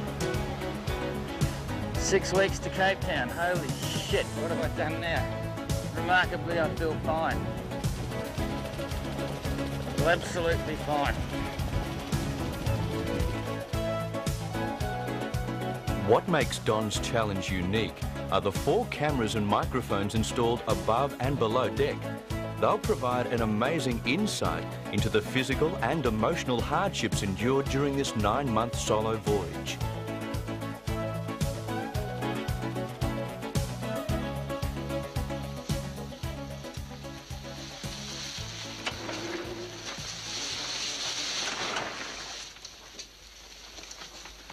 The other side of the BOC, this is incredibly frustrating. Spirit of Ipswich is about 22 miles that way. Josh Hall is the guy I'm out to beat at the moment. Servant is just cleared out. He's 120 miles away, but that's just a fact of life. It's day 5 of the race, Thursday afternoon. The first 3 days, Josh and I were racing neck and neck. We're inside all the way. I was hand steering the boat at times up to 22, 24 knots, surfing, downwind, reaching, the whole deal. But for the last 36 hours, talk about frustrating. We were side by side, quite literally, and then I decided to head a bit more south. Josh headed off to the east, and that was the beginning of coming undone, you might say. Josh picked up a bit more wind than me, and yesterday he was about 10 miles in front, although he was on a beam of me on the way to Cape Town. Right now, he's got breeze and I don't. There's nothing I can do about that. I've just got to sit here and take it as I please. I can't even turn the boat around. Look, there I am, I'm hard locked, nothing happens. You're just slopping around here, and it's not even the doldrums. I mean, crikey, we're only about 700 miles out of Newport, so who knows what to expect. Half the fleet, in fact, has picked up just the other side of the weather pattern, and they've gone, they're clearing out. They're sailing at 8 and 10 knots, and I'm still stuck here. I'm probably, I've got another 20 miles to go, say, that way, before I get out of this area of no wind. And I've been sitting in it for 36 hours now. It was very slow sailing. Last night for 8 hours I went nowhere. It was just glassy calm like this, no moon, just the sky and stars, and that was it. And it's just so frustrating. I mean, all we want's a boat race, but the weather, that's a whole new ballcard.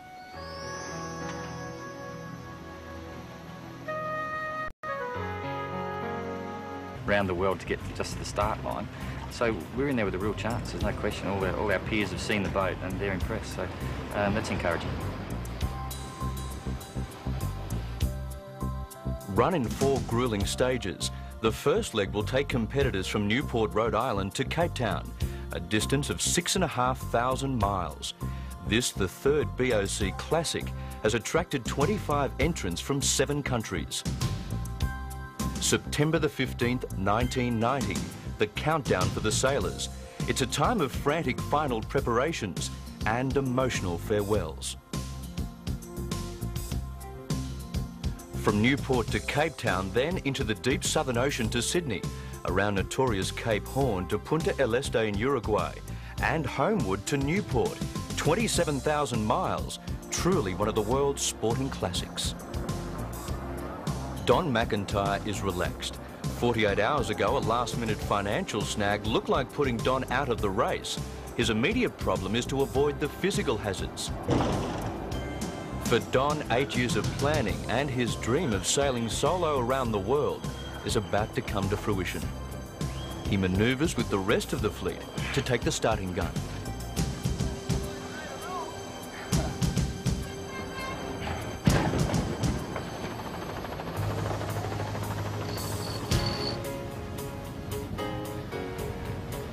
Well, we're underway. Alvarianga just got hit by David Adams on the start, nearly pulled us in it, lost a bit of concentration, but we're looking okay. Spirit of Ipswich is falling away to leeward, and Servant is just screaming out in the front there, but we've probably got a bit much up at the moment, but Servant can't take it. It's interesting watching how tender he is. So we're just holding high and just going for it, basically following Birdie.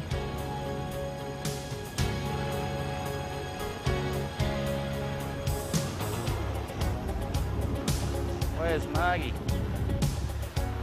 Every bit a part of Don's BOC campaign is his wife Margie. Having sold everything they own, including their home, to fund the challenge, Margie has thrown herself fully into the venture.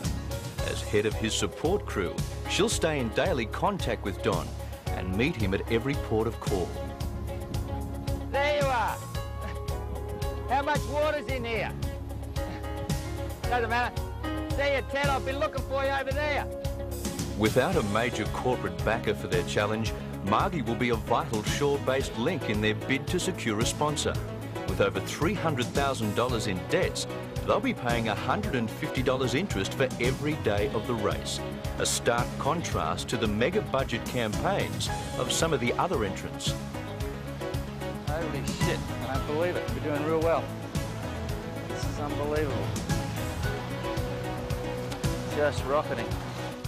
Despite the lack of funds,